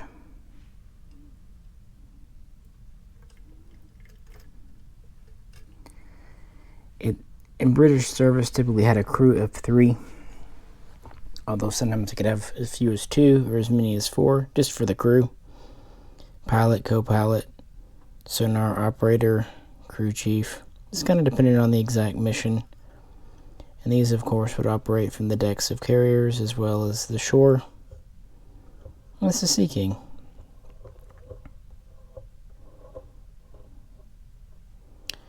And Westland would make these for a very long time, and make several versions and variants besides, including one that was quite famous in the Falklands War. The Royal Navy would order 60 of these from Westland in June of 1966. As I said, the initial prototypes were made in the US, but the first British-built version flew in May in 1969, which started a 25-year production run for all British Westland Sea Kings, ending in 1995. And the anti-submarine version did quite well, but there was a need felt for a troop transport variant for Royal Marines and others. So in 1979, we got the HC-4, the Helicopter Commando Mark IV. These would replace the older HU-5s that had been used for troop transport before. They could carry up to 28 armed Marines or cargo. And they could be fitted with guided missiles for anti-shipping or even other things. And or they could be fitted with door guns if needed. Notice the wheeled fixed undercarriage, very much kind of the naval way of doing things. And the Sea King and Commando would make a name for themselves in the Falklands War, as already alluded to. And later some would be retrofit for early warning surveillance. Again, they've got really good stick in the air time, good efficiency, just a good medium lift helicopter. All around, just a solid design. And the Brits took an already good helicopter and improved it. And that's where they would stay in service through the first Gulf War and into the War on Terror. And the Royal Navy would continue to use theirs until around 2017. And the Royal Air Force, who had a few, would fly theirs just a slight bit longer. The idea here was just to have a good, sturdy helicopter that could be reworked and retrofit into different roles. And it shows. They built over 300 and, well, I think they built over 400 of these total if you count both versions. Either way, quite a successful little run.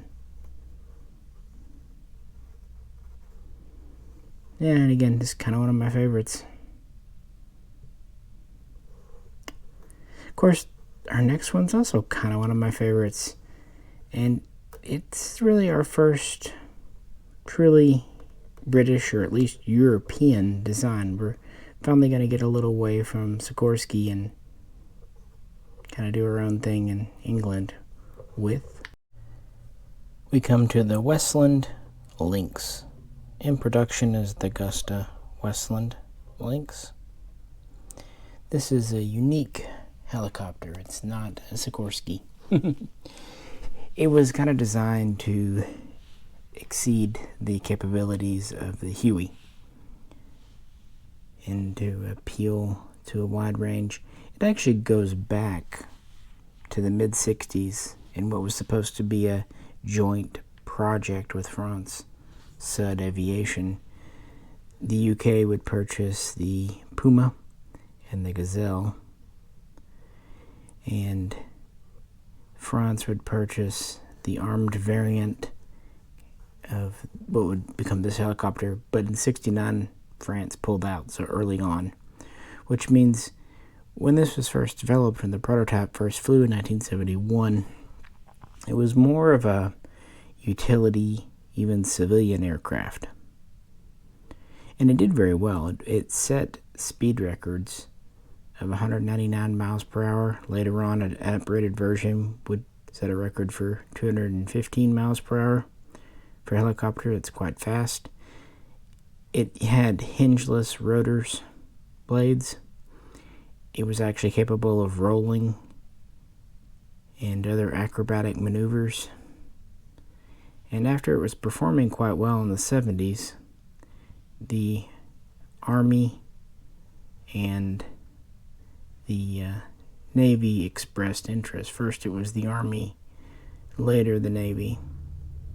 So the Army would place their order, and this was enter into service around 1979.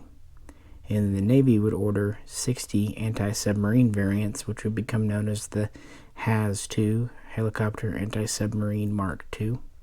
The Army version was the AH-1, Army Helicopter 1, which is a really cool version in and of itself. But we're here to talk about naval stuff. So the Navy received theirs around 1981, and they were very much in service for the Falklands. They would escort Sea Kings and the Commando variant, delivering Marines and other troops, not to mention supplies. This was designed to be a very flexible, multi-purpose helicopter, and it succeeded. Of course, this is another one from Corgi, and has pretty much the same features. This is a smaller bird than the Sea King, 50 feet long, rotor span a little over 40 feet. It has a crew typically in service of 3, 2 in the front, and then kind of a cargo crew chief in the back or door gunner. It could carry up to 8 armed troops, maybe a couple more if you really want to squeeze them in. Alternatively, the bay was meant to carry extra fuel tanks. Of course, being the naval version, it has the wheeled undercarriage.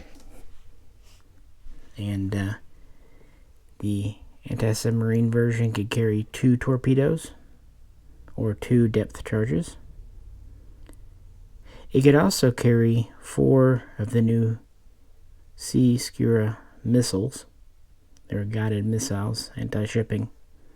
And in May of '82, one was deployed for the first time in Anger and hit and damaged an Argentinian patrol boat. Also around that time, the HAZ 3 was coming around, which is an uprated engine, better transmission version, a couple other minor updates, and actually the first updated helicopters were delivered just a month or two before the Falklands.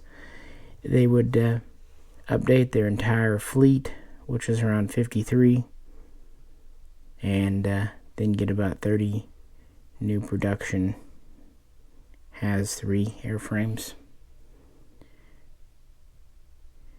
And after the Falklands, they would continue to serve, also in the search and rescue role and attack role, as well as just, transporting around. They were fast, they were quick, they were easy to work on, and they were well liked by their pilots. And they would serve in the Gulf War.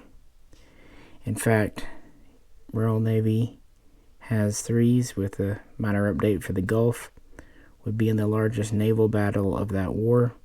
They would launch over 24 Sea Skua missiles, making roughly 18 direct hits. So, pretty good success rate. I guess I should say that during the Falklands, they lost none to enemy fire, but they did lose 3 to accidents because, well, it's a dangerous place and time. And from the beginning, Westwind was working on updating it. For example, the new burp rotors had been trialed out in the 80s. They would eventually appear in later versions like the Super Lynx. But the Navy would get an uprated version known as the HMA-8, or Helicopter Maritime Attack Mark 8.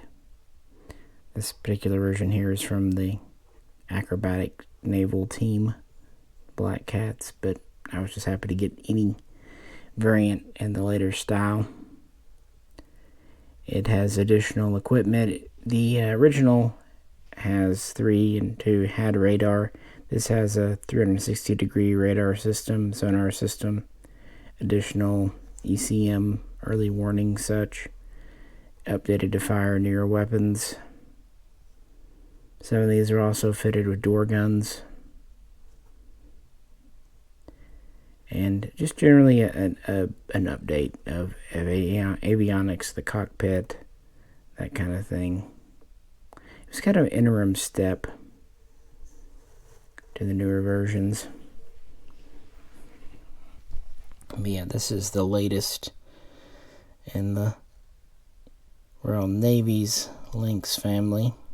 Before you at me, yes, I'm aware of the Wildcat, which kind of started off as a Lynx. It's a Augusta Westland Wildcat, the H-159, but it kind of grew beyond being a Lynx to becoming its own aircraft, and to date I haven't located a 1/72nd scale version of that.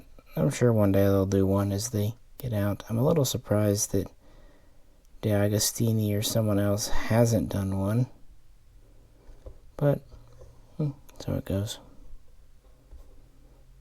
So this is the most advanced naval version I have. Kind of similar to the Sea King. These would stay in service to roughly 2017 in the Navy, a year or so longer in the Army. But today they're recently out of service. They would build over 450 total, and there would be dozens of variants, and they would actually serve in many nations around the world. It was actually a very popular export for England. It just kind of gave a helicopter alternative to other things, and it was a very acrobatic, very maneuverable, agile copter, but it could still transport a reasonable amount. It could still carry a pretty wide range of armaments. For example, the Army version carried 8 TOW missiles, which were used to pretty good effect in the Gulf War. And these did see service throughout the 90s, both the Navy and the Army versions over Bosnia and Kosovo. They would serve in the Second Gulf War, 2003. They would be stationed in Afghanistan beginning of 2006. Mostly I'm talking about Army at the moment. But yeah, they continued to see service and updates and refresh. And like I said, some of them got the new burp rotors, which would appear on various helicopters. But yeah, this Mark 8 is mostly just an electronics update. These do have opening doors on both sides. Kind of neat, you can see through. There's a bench in there.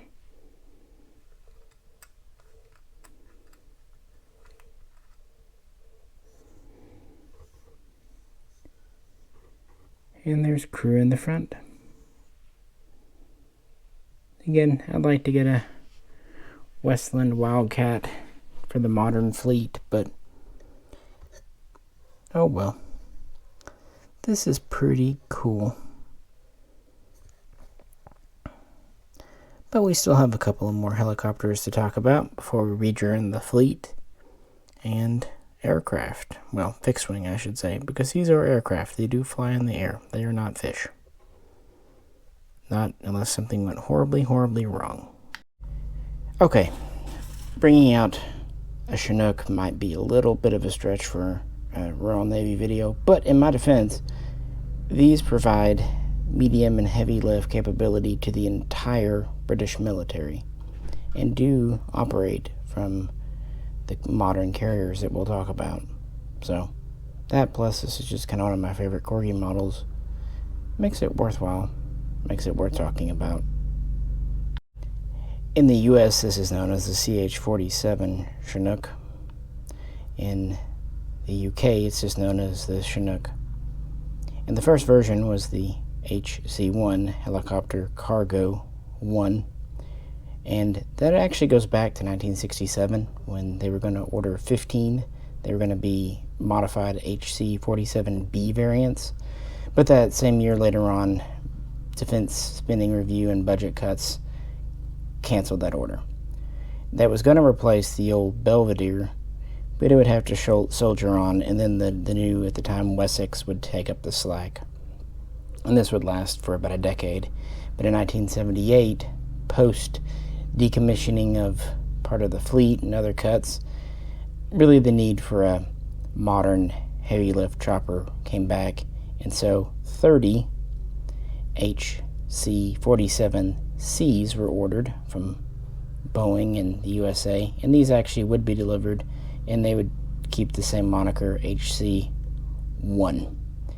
And the first would be flown in early 1980, and deliveries would begin, and these would actually enter into RAF service, also working for the Marines and the Navy in late 1980, meaning that they were available for the Falklands campaign 1982, and rather famously, the Argentinian military operated these as well. So that's the HC-1 though. This isn't HC-4. Let's break down the variants real quick. The 1 is basically like an HC-47C from the USA. They would deliver these, and then there would be another order, relatively small, for more in the 1980s. After the Falklands War, the British would order 8 more HC-1s, and these would be the same, essentially, as a Chinook CH-47C, except they would have the uprated engines from the D model. And Boeing would deliver these between 84 and 86. One neat thing about this Corgi model is they're geared so they spin together appropriately. I don't know, I think it's neat. It amuses me. So they saw the new standard for the D, and so after receiving the new production ones, they would send their entire fleet back in batches to Boeing in America to be updated to the new D standard.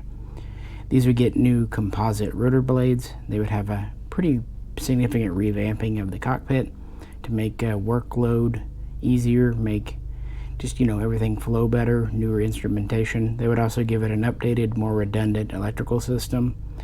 Of course, they'd all get the more powerful engines, things like that. And these were to be designated as HC2. And the first of the rebuilt ones would be delivered in 93. And then they would also place an order for 3 more, just brand new purpose-built HC2s, which would begin basically just Chinook Ds. And then in 95, they would place an order for 6 more. And these would be slightly different, known as the HC2A. They would have a strengthened front end so that a aerial refueling probe could be mounted. They didn't come with refueling probes from Boeing, but the capacity was there. And at the end of this meant that the UK was operating the largest Chinook fleet outside of the USA. So that's one neat thing about the model. The rear door also comes down. And you can retract this in, like so.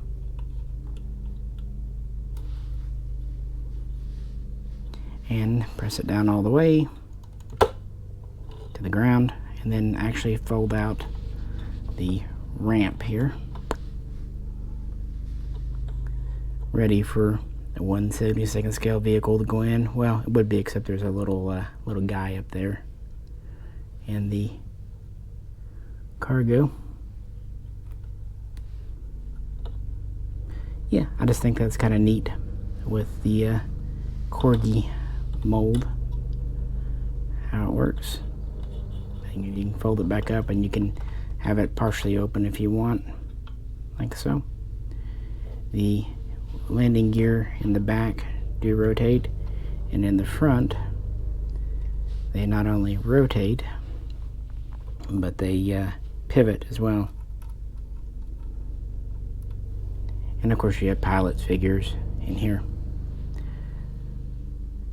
So in the 1990s, the forecast for the fleet is that they will stay in service through 2015 for the 2s and 2025 for the 2As, assuming no major updates or changes or acquisitions are made. That's just kind of the forecast for their existing fleet as they've updated it from 1 to 2/2A standard.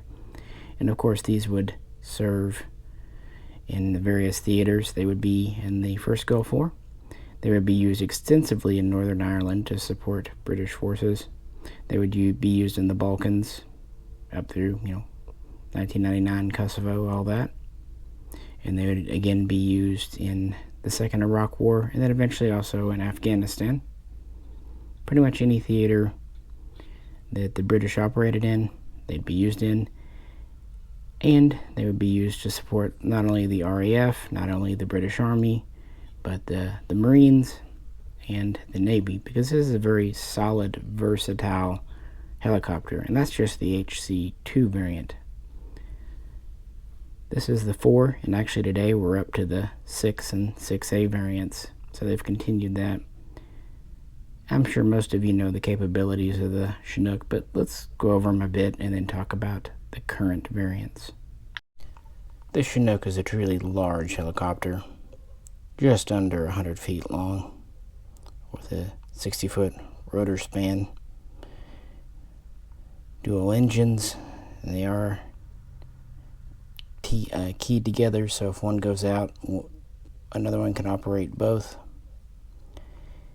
And it can carry, well, it has a crew of at least 3, pilot, co-pilot, and loadmaster. But on many missions, it'll be 4 with 2 loadmaster / crew chiefs.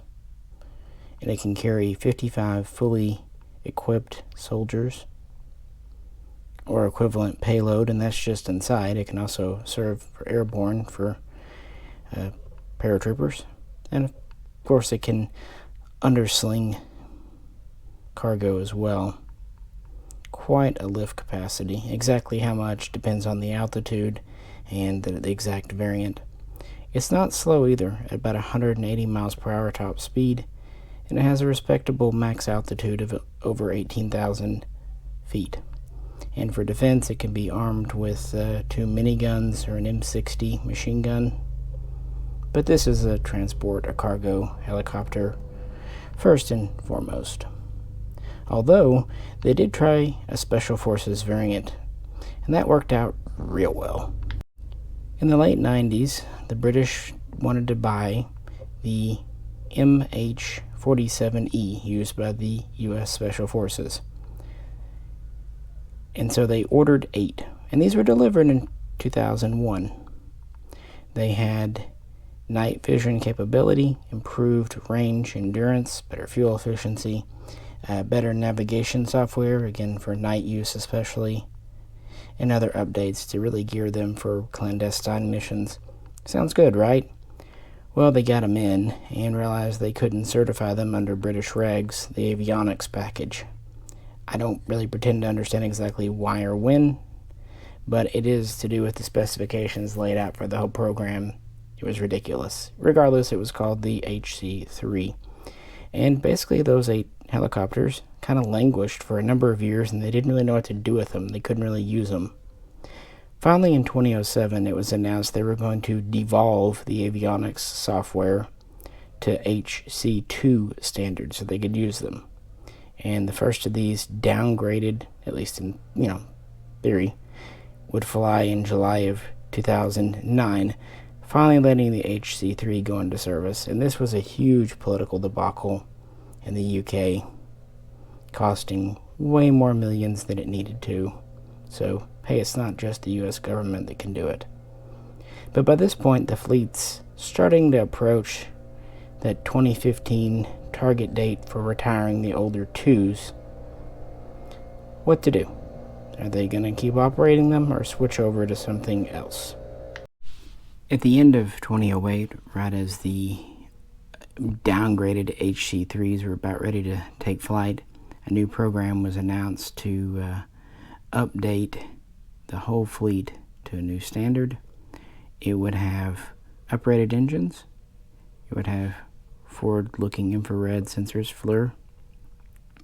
It would have digital avionic displays, multifunction displays, a moving map, and other just, quality of life computer updates. And they're hoping to have these in service by 2011. The plan was to update 46 aircraft, the 8 HC-3s, they would become the HC-5, and 38 of the older HC-2/2As, becoming the HC-4 that we have here. And the first test flight would be towards the end of 2010, and the first 7 would be declared operationally ready in June of 2012. So not too far behind schedule. Not bad, considering the UK. Next, going back to 2010, an order was placed for 24 of the newest HC-47F variants with further modernizations. This order was decreased to 14 as budget review came in, but they would be delivered with the 14th final aircraft coming in late 2015, and these would be designated, surprise surprise, HC-6. So they were in service and had several improvements, mostly to do with a digital flight control system versus the old analog, and just further computer updates and uprated engines, and just generally keeping the Chinook going. I mean, it's a transport helicopter, so we're not needing the latest and greatest when it comes to stealth or anything like that. So after that, in 2017, it's announced that the 38 HC-4s would be updated to the HC-6 standard, being designated HC-6A. And this program was complete by the end of 2021, so went relatively smoothly. That means by last year, 2022, the British fleet consisted of some of the HC-5s, the updated HC-3s, HC-6s, new built, and HC-6As, updated 4s, which themselves were updated 2s. You can see the longevity of this craft. And now, of course, the plan is to keep the Chinook in RAF service for the foreseeable future, frankly. And who knows, they might even place new orders. And again, these are not just working from land, but even fleet carriers, which is pretty cool considering the size of this helicopter. But before we can talk about the current day, we need to talk about the interim measure known as the Joint Harrier Force. Okay, before anyone asks me, yes, okay, Joint Force Harrier, but Joint Harrier Force just flows better. And yeah, brought back out the GR9 we saw in the RAF video, and brought back out this version from a different video, just for fun. I don't know, just having something to do on the spinny thing. This actually dates back to the year 2000, give or take, when it was decided to kind of combine both the Harrier 2 and the Sea Harrier fleets under nominal RAF command, even though the Navy Fleet Air Arm would still operate theirs. It would still be under the RAF, kind of, joint missions. And it was supposed to combine for better maintenance and just working together. After all, the ground and the Sea Harriers have been working together since the Falklands. It didn't quite work out as well as planned, but they would work together until, of course, the Sea Harriers were retired in 2006, as we talked about. At that point, the GR7 and later GR9 would operate from Royal Navy carriers, still being part of the Joint Force Harrier, later to be renamed the Joint Strike Wing. So, they only had really 2 carriers to work from. We had 3 members of the Invincible class, and the original HMS Invincible, which had been put into service not long before the Falklands, would essentially be taken out of service in 2005, right before the Sea Harrier, itself. She would hang around for a couple of years more, but eventually be sold off. Next, we had Illustrious. She would actually be in for a major refit rebuild, which would cause her to miss the 2003 Iraq War, leaving really the operations up to HMS Ark Royal.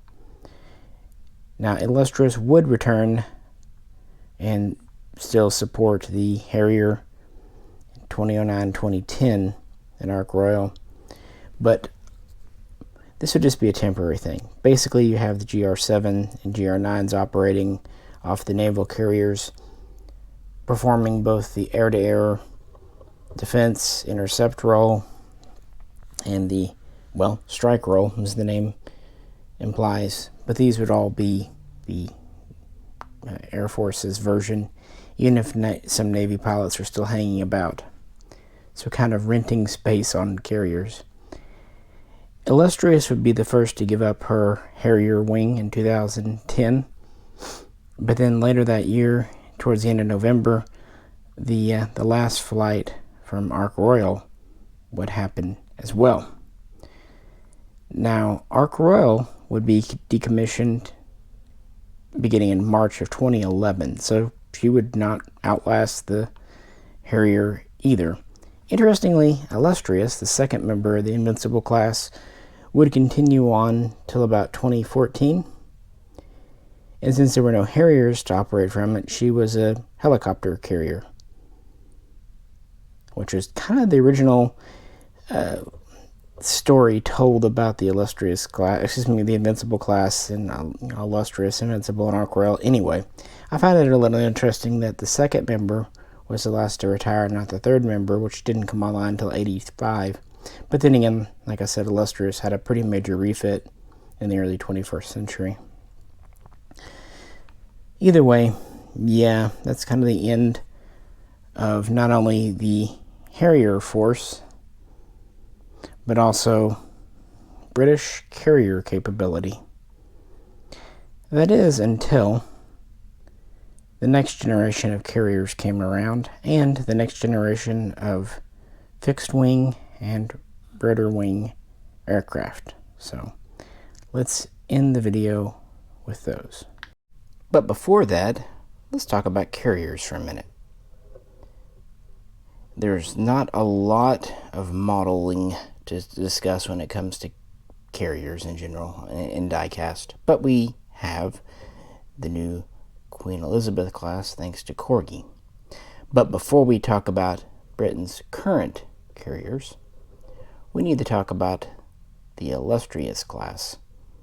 Not the illustrious we've been talking about as part of the Invincible. No. This HMS Illustrious is part of the, well, illustrious class, which dates back to before World War II. This is from De Agostini, part of their warships collection, and it's in 1/1250 scale, which is exactly the same as the Corgi there, which is great. This is a good kind of common scale for these larger type ships because it lets them be 6 to 10 inches long and enough detail for planes and things. You go up to the 1/700 scale, boy, they get big, and they also get a lot more plasticky.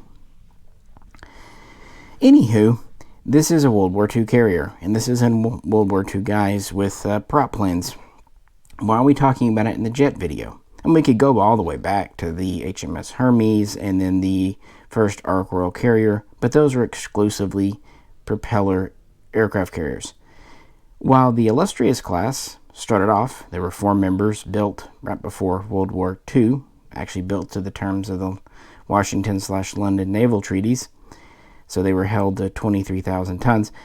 They would be the first British carriers to technically operate jets. So that's why I wanted to bring this out. Plus, I just don't have many carrier models to show you, unfortunately.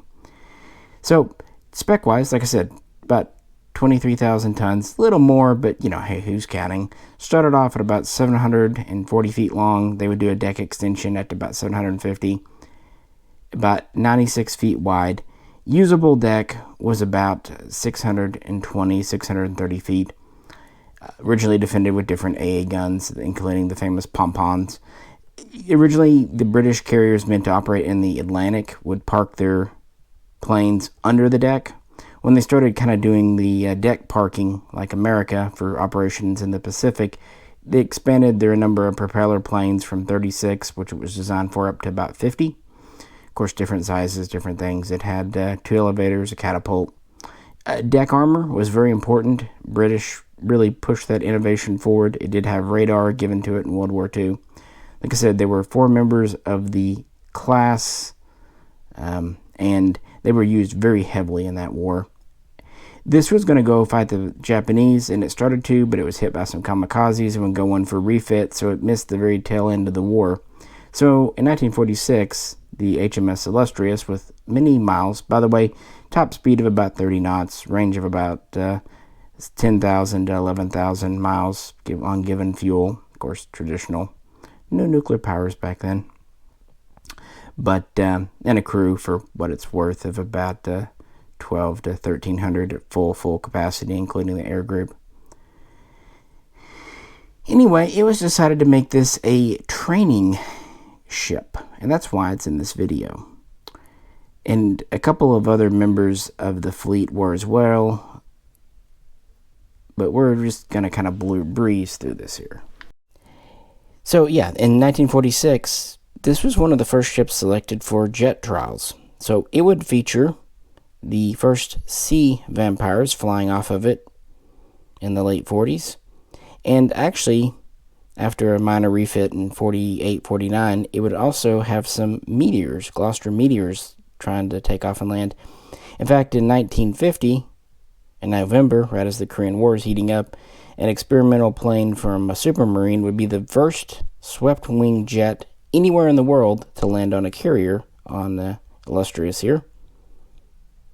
And also, the Sea Venom would take its first steps in 1951.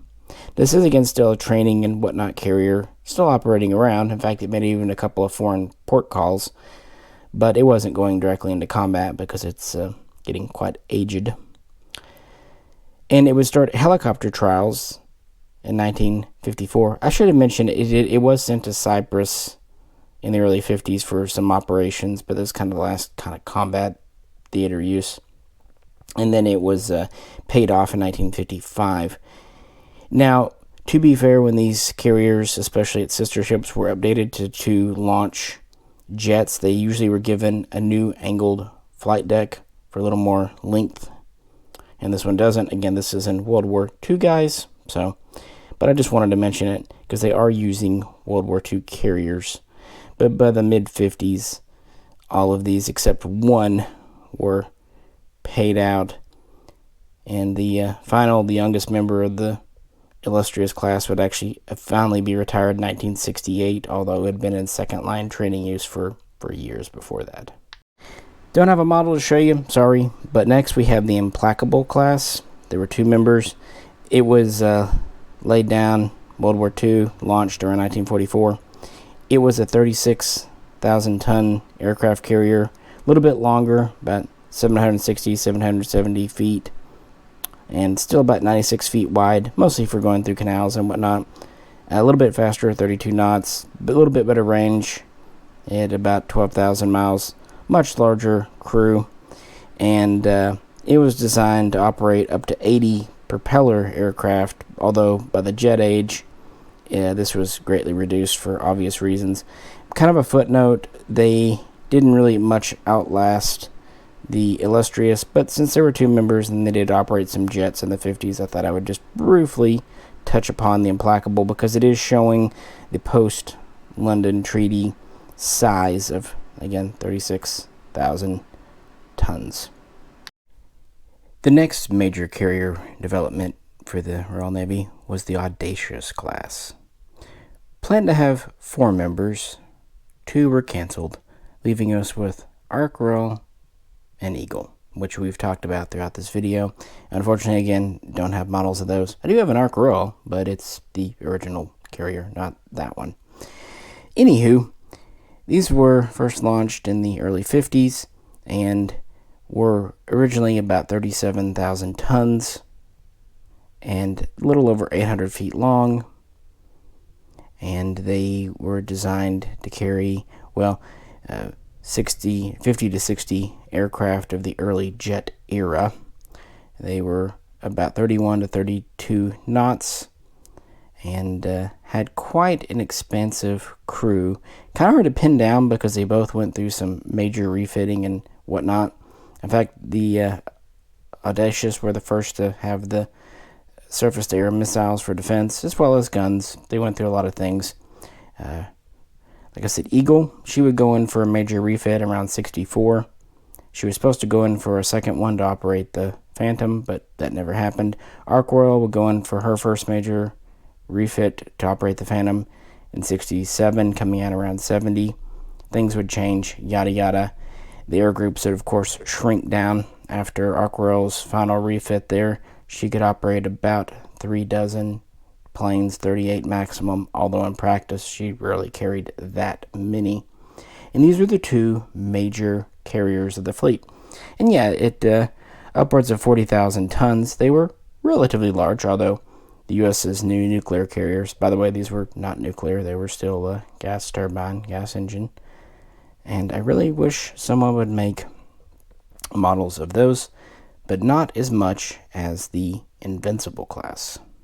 Before we put Illustrious away, I wanted to put her next to Prince of Wales here, the Queen Elizabeth class, just to show you size.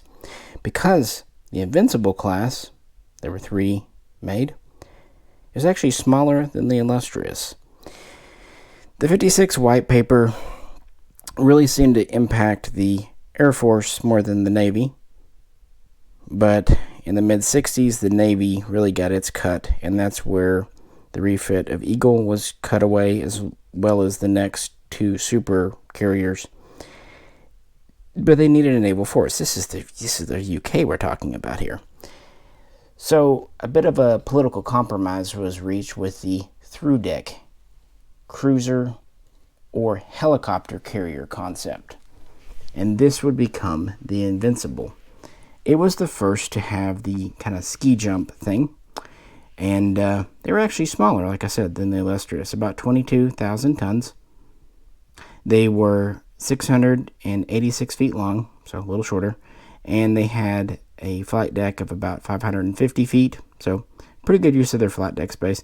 I should mention that after Illustrious here, like I said, a couple of ships were still in the 96 beam width range. They would jump up with the Audacious to about 110, then 120, then even 130 width. With the Invincible, they would go back down to about 120 overall width. Speed would be somewhat reduced for fuel efficiency, 28 knots. The range got pretty good, and then it shrunk back down to about 7,000 miles with the Audacious, even 5,000 at higher speeds. So with Invincible, they stretched that back up to about 7,000 miles by kind of limiting things and being more efficient. They were designed with guns, at least originally, but also surface-to-air missiles and close-in missiles for defense. And they were designed to operate the Sea Harrier and helicopters, because helicopter carrier. Originally, they would be launched in around 1980 through 85 with the three sisters we've already kind of talked about, fighting in the Falklands. There were a few support escort carriers like the Centaur class as well in action, but those are even smaller. Neat carriers, but they were starting to get smaller and smarter. For example, the crew was only about 650. They could also carry up to 500 Marines to make them more of a multi-purpose transport, and the air crews could grow up to about 300, even 350. Speaking of the air, the standard flight group was about 22 aircraft, a mix of Harriers and helicopters. Originally, we had Sea Harriers and the Sea King, which we've already looked at, and typically you'd have a ratio of about 10 helicopters to 12 jets and more of a standard patrol. But for certain missions, strike missions, whatnot, that could grow up to 18 Harriers and 4 helicopters, especially after the Joint Harrier Force or Joint Force Harrier. I always will mix those up. It would go from 18 to 4 just because of that, with the GR7, GR9s operating off of the Invincibles. But yeah, and that could have been the end of the British Navy, but then the Queen Elizabeth came along to operate a whole new generation of jet and helicopter. So let's jump back to the last of those, and then we'll end with talking about the Queen Elizabeth class, because it is cool, and it's a good model from Corgi. Meet the Royal Navy's current medium lift, also anti-submarine helicopter. Started off as the EH-101. Today, thanks to the merger of Augusta and Westland, the AW-101, known in the Royal Navy and Royal Air Force as the Merlin, and also flown by Italy. And this 172 scale diecast is from Italy. It's part of De Agostini. It's not British Mart, sorry, but for some reason Corgi has not done a Merlin. I think it's because Corgi's not doing a lot of new tooling these days. So I'm just happy to have this one. The De Agostini helicopters are good value in diecast for what they are.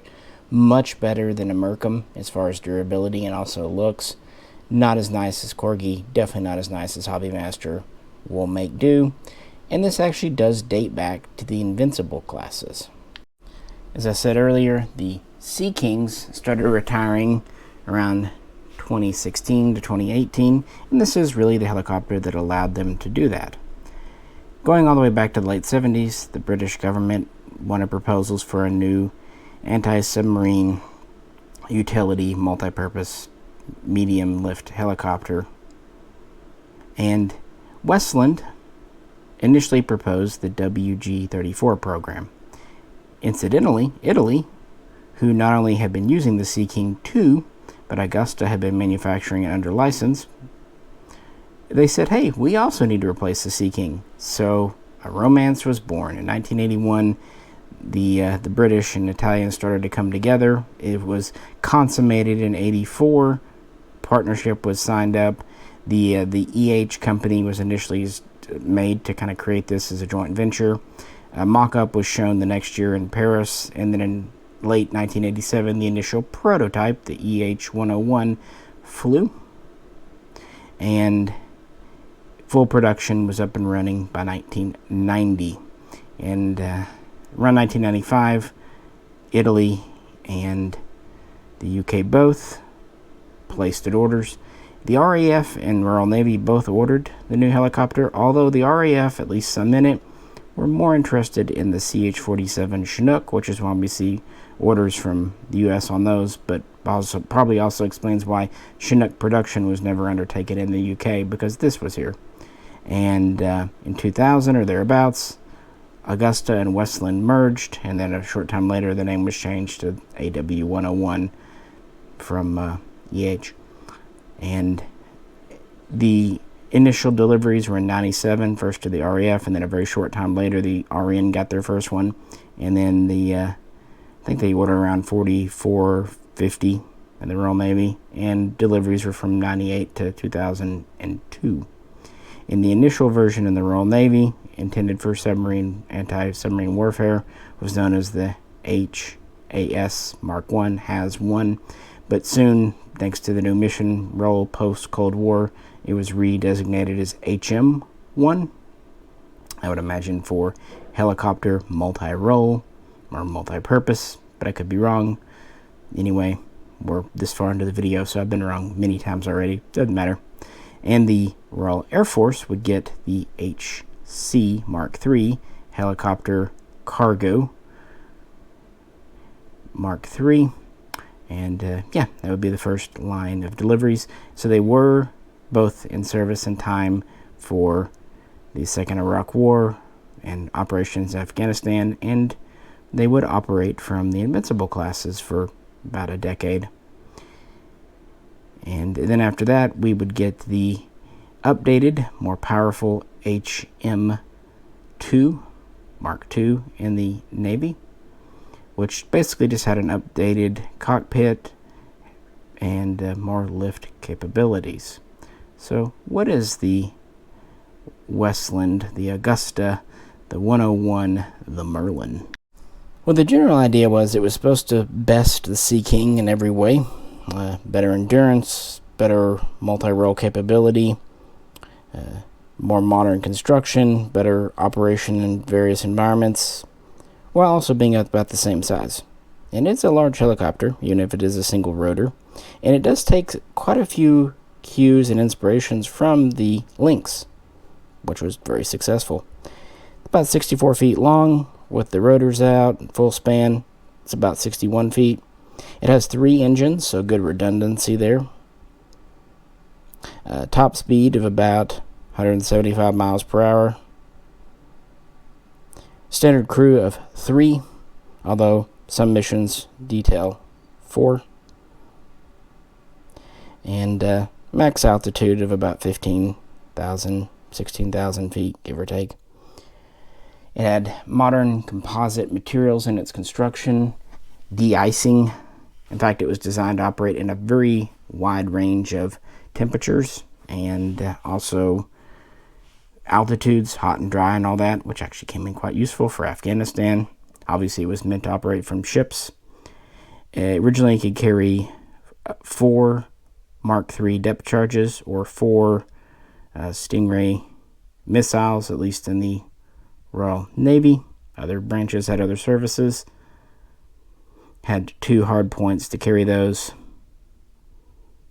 And it could undersling about 12,000 pounds.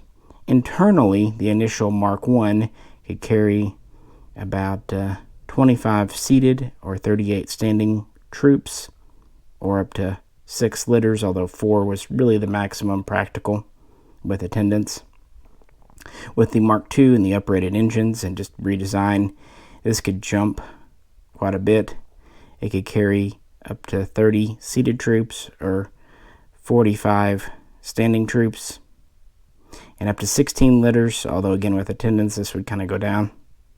And internal carriage was originally about 5,000 pounds. With the new engines, it was over 6,700 pounds. So, yeah, pretty good increase in performance there, along with the newer cockpit and displays and, you know, air defenses, early warning systems. You get it. It's a helicopter. And, yeah, it did allow them to phase out the Sea King and operate alongside the Lynx and others in the fleet. And has been pretty successful. Several hundred have been ordered, primarily by Italy and the Royal Navy, and they do serve aboard the Queen Elizabeth class. They would update 30 to the newest standards, and of these, 14 are scheduled for the two Queen Elizabeth class carriers, with the rest, you know, based off land. Also, as the Royal Air Force retired their HC-3s, they would be given to the Royal Marines, and they would be given the Mark II updates, becoming the HM-4, which was designed to carry troops. And the first updated Mark IV test flew in 2017 and would enter into Royal Marine/Royal Navy service. So the Marines are using the more cargo version, and of course the Navy can reconfigure for whatever role they need. And this is their current medium lift transport chopper, which we will see on the decks of those Corgi models. Just thought I'd mention it. We can always revisit it more someday. But I also really would hope for Corgi to do a Mark II and a Mark IV, or at least a RAF version. Come on, Corgi, get some new tooling. We really need it from you. But for our final aircraft, we're going to return to Hobbymaster. And just as with the RAF video, we're back to the F-35B, known in British service as the Lightning, presumably Lightning Mark I. And quite interestingly, both the RAF and the Royal Navy have ordered the B version exclusively. For the Navy, it makes sense. In fact, both really pushed the B into existing, maybe more than anyone else, to replace Harriers. But you might think the Air Force might want some A's and the Navy might want some C's. I don't know if the Queen Elizabeth, while it's quite large, is big enough to operate the sea effectively. And on top of that, they work so hard for this. As far as the Royal Air Force, they have the Eurofighter as their air supremacy and multi-role jet. This was specifically to replace the Harrier and the Jaguar and Tornado. So it kind of makes sense that they're still focusing on the VTOL or STOL-capable version here. And this model from Hobbymaster is actually from the very beginning in the UK. In 2013. Now, all the way back in 2002, that's when the Sea Harrier's retirement was announced. And like I said, in 2010, the GR7, GR9 was retired. That's because they thought the B was going to be much sooner than it was. In fact, the first test flights of the A really didn't happen between 2006 and 2008, and the B was years behind that and took quite a bit of time. That's because this is a very ambitious aircraft, especially the B. It is capable of supersonic speed, Mach 1.6 for a V-style aircraft. That's quite good. A maximum altitude of 50,000 feet. Overall length is quite compact at about 51 feet, with a wingspan of about 35 feet, except for the C model, which is a little more, although it does have folding wings. Single engine, but it's the most powerful single engine on a military jet fighter to date, so there we go. There's pros and cons. And of course the cockpit, especially the helmet, are either greatly praised or ridiculed. I think I feel equal measures. It is impressive technology. It's also super expensive. So it doesn't have a traditional heads-up display and all that stuff because it's more integrated to the helmet. It's basically VR. It's VR.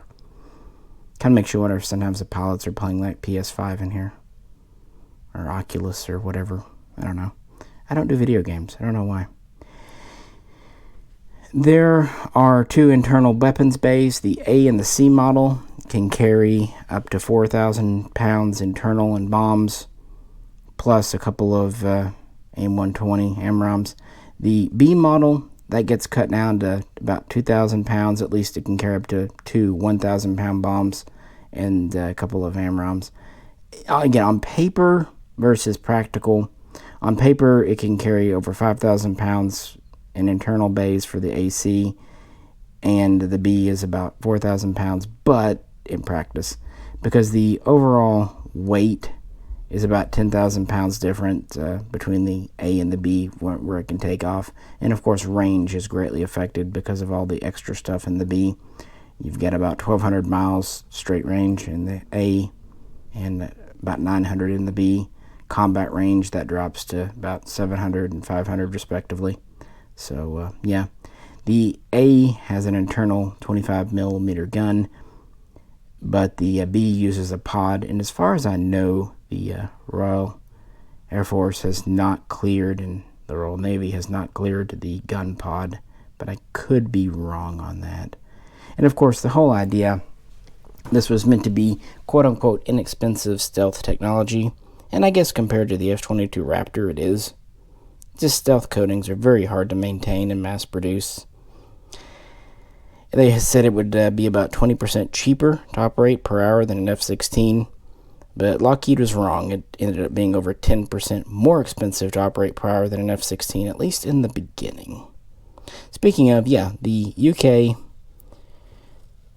British Aerospace, was a junior partner from the very beginning in this project, and we're really needing the VSTOL capable version for the Royal Air Force, and the Royal Navy needed SRVL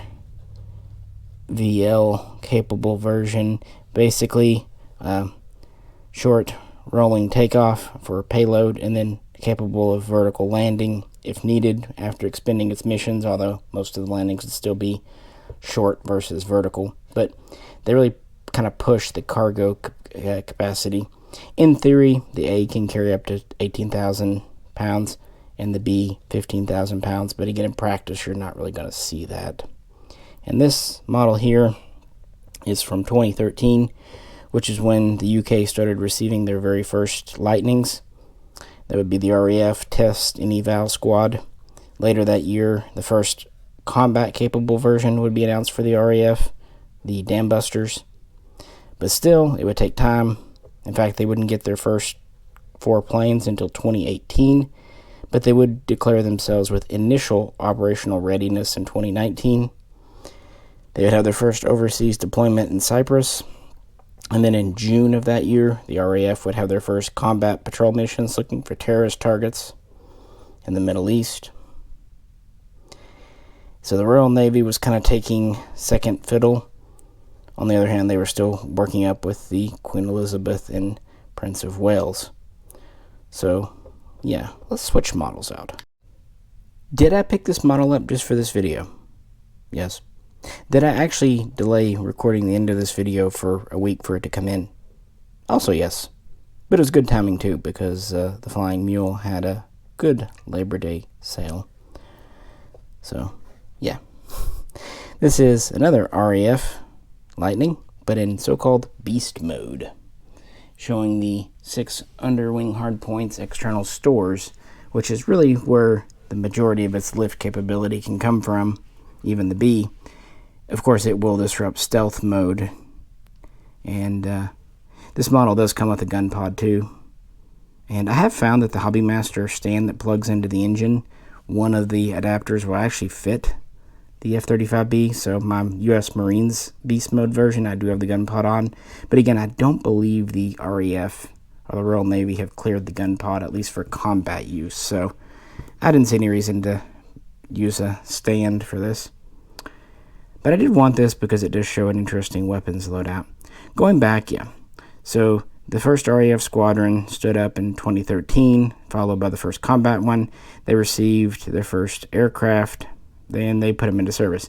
Later that year, 2019, you had the first Royal Navy landing on the carrier and the first Royal Air Force planes stationed on the Queen Elizabeth. We're talking late 2019. And this one here is from exercises operations in 2021, where it was viewed in beast mode. And you do see that the RAF is operating off the Queen Elizabeth classes in 2020 and 2021. There's nothing else for training and what have you. That whole joint force Harrier, joint strike force, never really went away. I actually wanted a Royal Navy marked Lightning, but the truth is, the first squad only was announced this year for the Royal Navy, so it might be a little time before Hobbymaster will give us a Royal Navy marked one. And since Royal Air Force ones are operating from the carriers as part of the joint force, it works, you know what I mean. And I wanted an updated one in this beast mode, because I wanted to talk about the weapons. The U.S. versions and many foreign ones use the AIM 9X, the modern Sidewinder. But the British, they use this, the AIM 132 ASROM. You've seen it in other modern British Air Force and naval jets. It's on the wing there. Your outboard stations are really only capable of smaller air-to-air defense. And then on the inboard, I've put a couple of AIM 120 AMRAAMs.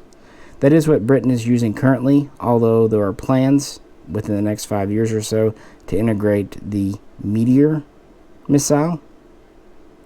So in a few years I might replace the AMRAAM with the Meteor. And then just to show the ground attack ability, I put on a couple of bombs. These can carry JDAMs, paveways, other guided munitions, even anti-shipping. Really, you'd want your AMRAAMs on the inside on the bay, but since I wanted to have it on here, I put it on the outboards. You take it as you will. It's my model. So a little bit of fancifulness there, but it does carry them, and it can carry them externally. So yeah, this is mostly in an air-to-air role, but it does have the multi-role thing going on. Best I could find as of the end of 2022, Britain's received roughly 30 Lightnings, with 26 in active operations with the RAF. And again, this year, 2023, the first squadron in the Fleet Air Arm is training up with theirs, so presumably they're receiving new ones or have them on order. They've been sending pilots to the U.S. for training, but eventually I'm sure this will be taken over in the U.K. I have lots of feelings on the Lightning. It'll be interesting to see its future. Its past is also very colorful, but I digress. But yeah, I like this model. The plane in real world and the cost aside, I think the beast mode version is quite nifty. And I'm happy that Hobbymaster did give it the 132s versus sticking AIM 9Xs on. They're pretty good about that, though. That's mostly why I wanted it, plus to have the newer paint scheme and stuff. Just because I can't see it doesn't mean you can't. And of course, they give you the parts to convert this for VTOL mode or flight mode. But yeah, I mostly like keeping these in flight mode. And this is the ground attack strike for the RAF, but it's the primary fleet defense aircraft, or at least it will be, for the Royal Navy alongside the Merlin. So now, finally, we get to talk about the Queen Lizzies. The Queen Elizabeth class HMS Prince of Wales. The second and final member of the class. They planned for 2. The largest warship ever built for the Royal Navy. One of the largest warships ever built in the world. And one thing that's quite interesting as we dive deeper into the 21st century, more and more nations are becoming carrier capable. For a while, it looked like it was pretty much the US, France, and the UK, with some smaller nations operating smaller carriers, Australia, India. But now we're seeing the rise of the Chinese Navy, and very historical, for the first time since World War II, the Japanese are operating carriers. And so it's only fitting that the Royal Navy returned to operating true carriers. Although, its fate was not assured. This goes back to the 1997 Strategic Defense Review Assessment and Paper, which was published the following year. It looked at the future, post-Cold War combat, and it concluded that offensive power really needed a carrier. You can use foreign bases, foreign assets like U.S. carriers, but often foreign bases are lacking. Relying on foreign support, even allies like America, wasn't always the wisest. No, we need carriers again, true carriers. And the idea initially was 30 to 40,000 tons, so kind of in that same range as the Audacious, and to operate 40 to 50 modern aircraft, including helicopters. So bigger than the Invincible, but still reasonable. And pretty much at the end of the 20th century, every company was invited to submit proposals, and the British government would soon select 2 concepts for further refinement.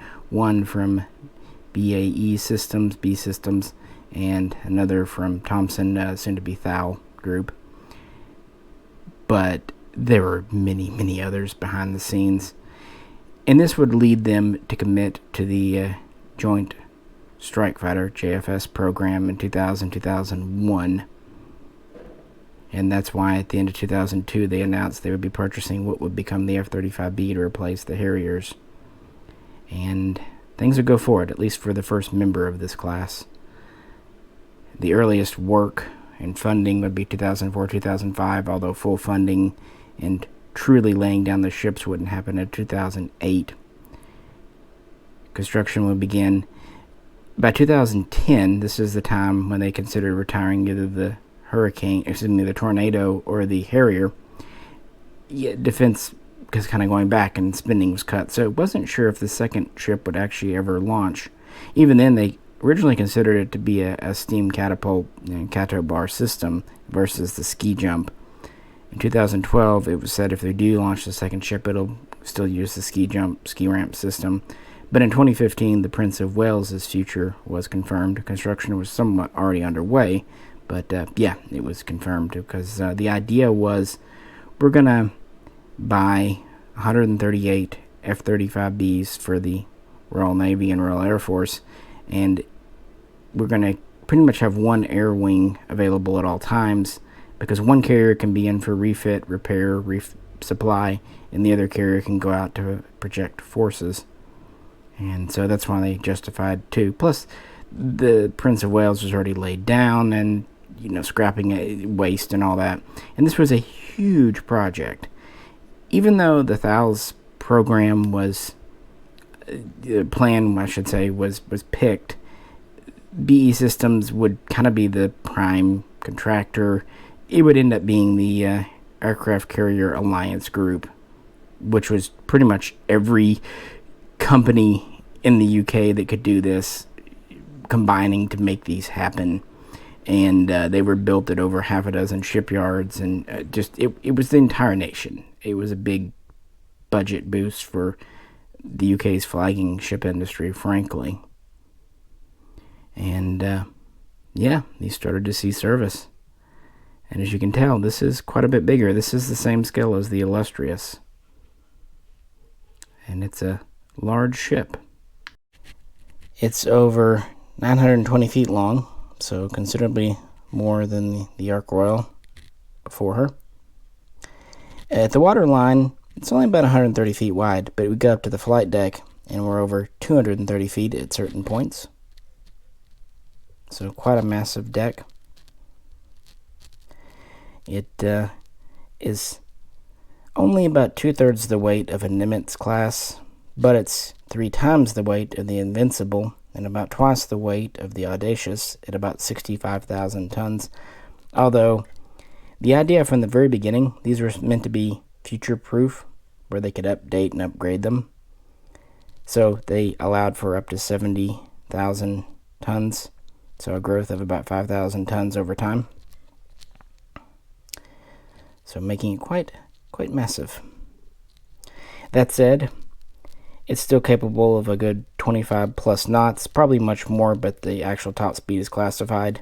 But at 25 knots, give or take, it has a pretty respectable range of about 10,000 miles, so fuel efficiency. It still uses 2 gas turbines. They didn't go nuclear for many reasons, including not being able to visit certain harbors. In fact, while U.S. carriers, nuclear-powered ones, haven't been able to visit New York City in a long time, the Queen Elizabeth classes can, because they're not nuclear-powered. They can also pass through certain areas, straits, and never, foreign-controlled territory like Turkey, whereas U.S. carriers can't. Plus, there's the whole decommissioning of a nuclear reactor. It's a pain in the arse. So they went conventional. So that does change things a wee bit. Her crew, because this is a modern ship, is quite a bit smaller than you would think. In fact, technically, it's slightly smaller than the Invincible, at about 670 up to 680, depending on the things.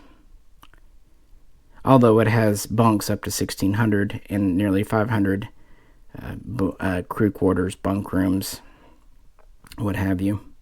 It can carry on normal missions up to 250 Marines, so not quite as many as maybe past carriers, but in emergencies, nearly 1,000 if needs be. It has 16 decks, 9 of which are under the flight deck, with the remaining ones in the 2 towers. The 2 towers we have forward is navigation, ship operations. Rear is flight operations, although they have redundancy, so if one's knocked out, the other can take over both duties. It has typical modern self-defense systems, including very good radar, anti-shipping missiles, surface-to-air missiles, even some guns, including some Gatling guns for close-in work. All the different refits and different configurations have already started to appear just in the last couple of years. It was designed to operate a flight group of 24 F-35Bs, plus another 10 to 12 helicopters, namely the Merlin. But it can be more flexible than that, up to 36 35Bs in wartime or emergency, and even more if at true maximum capacity, but of course at the cost of helicopters. So they pretty much hit what they were targeting for. Little less, but also they didn't know what the JSF was going to turn into size-wise and all that. It's kind of interesting that without this carrier, Britain might not have committed so heavily to the JFS program. On the other hand, without the JFS program, who's to say if this carrier, or this class, or rather, would have been built? Food for thought. Of course, it does have the ski jump system, 2 elevators, quite a massive hangar deck down below. The elevators are large enough they can actually lift Chinooks with rudders deployed, or 2 F-35Bs each. The specs are quite impressive, all things considered, especially from a nation that really hadn't built a carrier since the 1950s. Like I said, Ark Royal and Eagle launched in the very early 50s, and the Invincible, well, I think they're neat. You could make an argument they're more of a helicopter carrier or cruiser. This is decidedly a carrier that can definitely go toe-to-toe with what China and Russia have. Certainly with what Russia has. The Kuznetsov is, anyway. Although, of course, American carriers are still preeminent. But from the very beginning, this was designed, and the F-35B, the RAF, the RN versions were designed to operate with U.S. fleet carriers and groups. Cross-tanning, or cross-decking as it's called, is definitely a thing. And, of course, France, too, is still operating carriers. So, interesting future ahead for this one. And you'll notice on the Prince of Wales here, we've got a couple of F-35Bs, and we've got these helicopters in the back called Wildcats. What's that? Since the Royal Navy operates 28, or plans to operate 28 Wildcats, and the Royal Army operates over 30, or plans to, I'm going to bring out the Lynx Mark 8 again. I really wish I had a Wildcat Corgi. It's even a little surprising to me that DeAgostini hasn't done one, because they at least did the Merlin, and they have done a lot of versions of the Super Lynx, Army and Naval. So, yeah, it's a little surprising. Maybe it's just too new, though. But it is very much based on the Mark 7/Mark 8/Mark 9. In fact, it started off as the Super Lynx. Although there was an idea back in the 90s when the Merlin was coming around to have an all-Merlin fleet, because it could do, anti-submarine, reconnaissance, even aerial warning, and kind of transport of course and all that. But in the end, the Lynx needed replacing, and this ended up being something that the Army and Navy were both interested in, not so much the RAF. This would eventually lead to the Augusta Westland Company, along with Thales and even B Systems, working on an improved Lynx, and it was still called the Super Lynx, based on foreign contract versions all the way through like 2008. But eventually it changed so much that it just became the Wildcat. Lots to go into, but since I don't have a model to show you, yeah. I will say the prototype first flew in 2009, entered into, at least the Army got their first ones in 2012, the Navy got their first ones in 2013, and it entered into service around 2015, 2016 with orders and whatnot ongoing. The Army version is known as the HMA Mark 1 helicopter multi-attack one, and the navalized version, which is actually very similar, there's only a few things that are different, is the Mark 2. It's very much like the Lynx. In fact, there are a few components that are the same, like the transmission and rotor box on top, but then other things are very different, like the tail rotor and tail are very changed. Also, the nose is different. That's designed to help with stealthiness, or at least lower visibility. Also, just modern construction. The Wildcat actually is made from fewer parts, which is usually a good thing for cost and maintenance. It has a fully glass cockpit. It has, at least the navalized version, has an ESA radar and other early warning systems. It can carry the newer generations of anti-submarine and anti-shipping missiles, but can also carry troops, lift cargo, but not like the Merlin. So the Merlin's still the lifter, the troop transport, generally speaking, with the Wildcat being the anti-sub, the patrol. It has pretty good endurance, good speed. Didn't really trade off any of the Lynx's good abilities, just kind of updates it for the 21st century. And multiple ones, at least a dozen, are earmarked for the aircraft carriers, working alongside the Merlin. Also, elements from the Merlin and even the British Apache, made by Westland, Augusta Westland now, have kind of crept in. You also see things like the burp rotors on the Wildcat that you can find on like the Mark 7 Lynx. Helicopters don't tend to change a whole lot. They tend to evolve more than just great leaps forward. And that's what we see with the Wildcat, but it evolved past the Lynx to the point that over 90% of the components were brand new or updated. So very few old Lynx components can be put on the new Wildcat. But I do think it is neat that the Army and the Navy versions are so similar that they mostly share parts. But yeah, maybe one day, DeAgostini, or even better, Corgi, will give us a Wildcat, maybe after they've been in service for a while, because again, they've only been in service 6-7 years. But yeah, since it's based on a proven design, just with new technology, it's doing pretty well. Sorry for the aside, sorry for bringing out a model you've already seen, but I wanted to give credit where credit was due. Again, sorry I don't have a model of a Wildcat. It does look like a Lynx to some extent, just much more modern to the point of being a different chopper. Maybe one day Corgi will give us one of those along with the Merlin. Corgi, again, great that you did these ships for us. It's kind of out of nowhere that you did, but, national pride. invest in some new tooling for helicopters especially. But new planes in general wouldn't be bad either. With that, again, very much a brief rundown. Years ago I did do a full video on the Prince of Wales here. But with that, I do have a new model to show you, and we'll talk about the service history. Corgi did first release Prince of Wales, although it first announced HMS Queen Elizabeth, the namesake of the class, named after Elizabeth I, not the second, for what it's worth. And I have not shown this one on the channel before.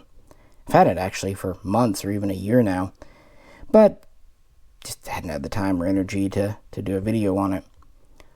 And it's in the waterline mode, which is neat. These Corgi cases are actually quite a bit thicker than you find with a lot of others. And you can show them in full hull mode or waterline mode. As far as I know, these are the first die-cast ships. As far as I know, these are the first die-cast ships that Corgi has ever done. And they're doing a really good job with them. Please do more. Invincible. Ark Royal. That'd be great. But since this is more in an underway appearance, I thought this would be a good one to talk about service. And also notice the Chinooks are on the deck. It's one reason I brought out the Chinook for this video. Also, just think the Chinook is neat. And the elevators are actually in alternative positions compared to the Prince of Wales. So even though I'm sure they used a lot of the same tooling here, they actually did take the time to make these look different, not just new name on the hull. And they did actually put the name on the hull, as small as it is. And of course a new pennant number. So with that, let's talk about their service. Roughly 5-6 years on. HMS Queen Elizabeth, pennant number R08, named after the World War I dreadnought, itself named after Queen Elizabeth I, and originally scheduled for service in 2015. You would actually have to wait until the beginning of 2021. Work on the two sister ships was pretty much concurrent in the early days, 2008, 2009, and Queen Elizabeth here was officially christened in 2014 by Queen Elizabeth II, using a bottle of whiskey instead of wine or champagne, which I think is cool. Yeah, originally they were hoping to have this class in service by 2015, but it was decided years earlier to slow things down. Actually, there were two slowdowns, first 2016, 2017, and then slowed down to 2020 for full service. However, by 2015, the ship was basically done. 2016, it took the crew on board and more equipment, and so by the summer of 2017, it was ready for initial sea trials and operations and all that. And it would be first commissioned into the fleet at the end of that year. There's a lot of training and stuff that's going to happen in 2018, including the first F-35s, the first Merlins landing. The original ones were actually U.S. flown. Then eventually towards the end of the year, you would get British flown examples from the RAF, and eventually even a Royal Navy. And then in 2019, you have kind of the first full range cruise, but we're still under testing, and this would conduct through until 2020. A few small issues, a couple of floods, a couple of leaks, shakedown cruise stuff, a little bit of refitting, getting new equipment on board, really just kind of waiting for more and more F-35Bs to become available too, if I'm being honest. So I think that's one reason for the slowdown. No reason to get the Queen Elizabeth in service if her aircraft aren't even ready yet. Yeah, she could carry helicopters, but she's a little big and expensive to operate just for hillies. She also has up to 4 ship's boats as well. They're about 43 meters long each, which are pretty useful. And finally, at the beginning of January 2021, she replaces HMS Albion as the flagship of the fleet, and is declared to have achieved initial operational readiness, which frees her up for missions. Some of her earliest missions were including hunting ISIS or ISIL targets, and also doing some joint operations in the Far East with the Japanese to kind of show the flag a bit with Chinese naval upgrading, let's say. And of course, in 2021, she played host to the F-35B in several joint war games and exercises with other NATO, including the U.S. There was some cross-decking. And as I mentioned earlier in the video, she also paid call to New York City. And in 2022, she would kind of hand off to the Prince of Wales and go back in for resupply, refit, which is kind of the idea. They're going to switch back and forth. So yeah, this is the Queen Elizabeth from Corgi we haven't looked at before. And notice the Chinooks on the deck. Those are actually there to help support the Royal Marines, as well as just resupply. And just for comparison of about the 1,250 scale, here's that 172 scale RAF Chinook one more time. So quite a bit bigger, but I thought it would give some perspective, and I think it's kind of neat that it can operate helicopters that large. Not that the Merlin's really much smaller, but still, twin rotors, medium to heavy lift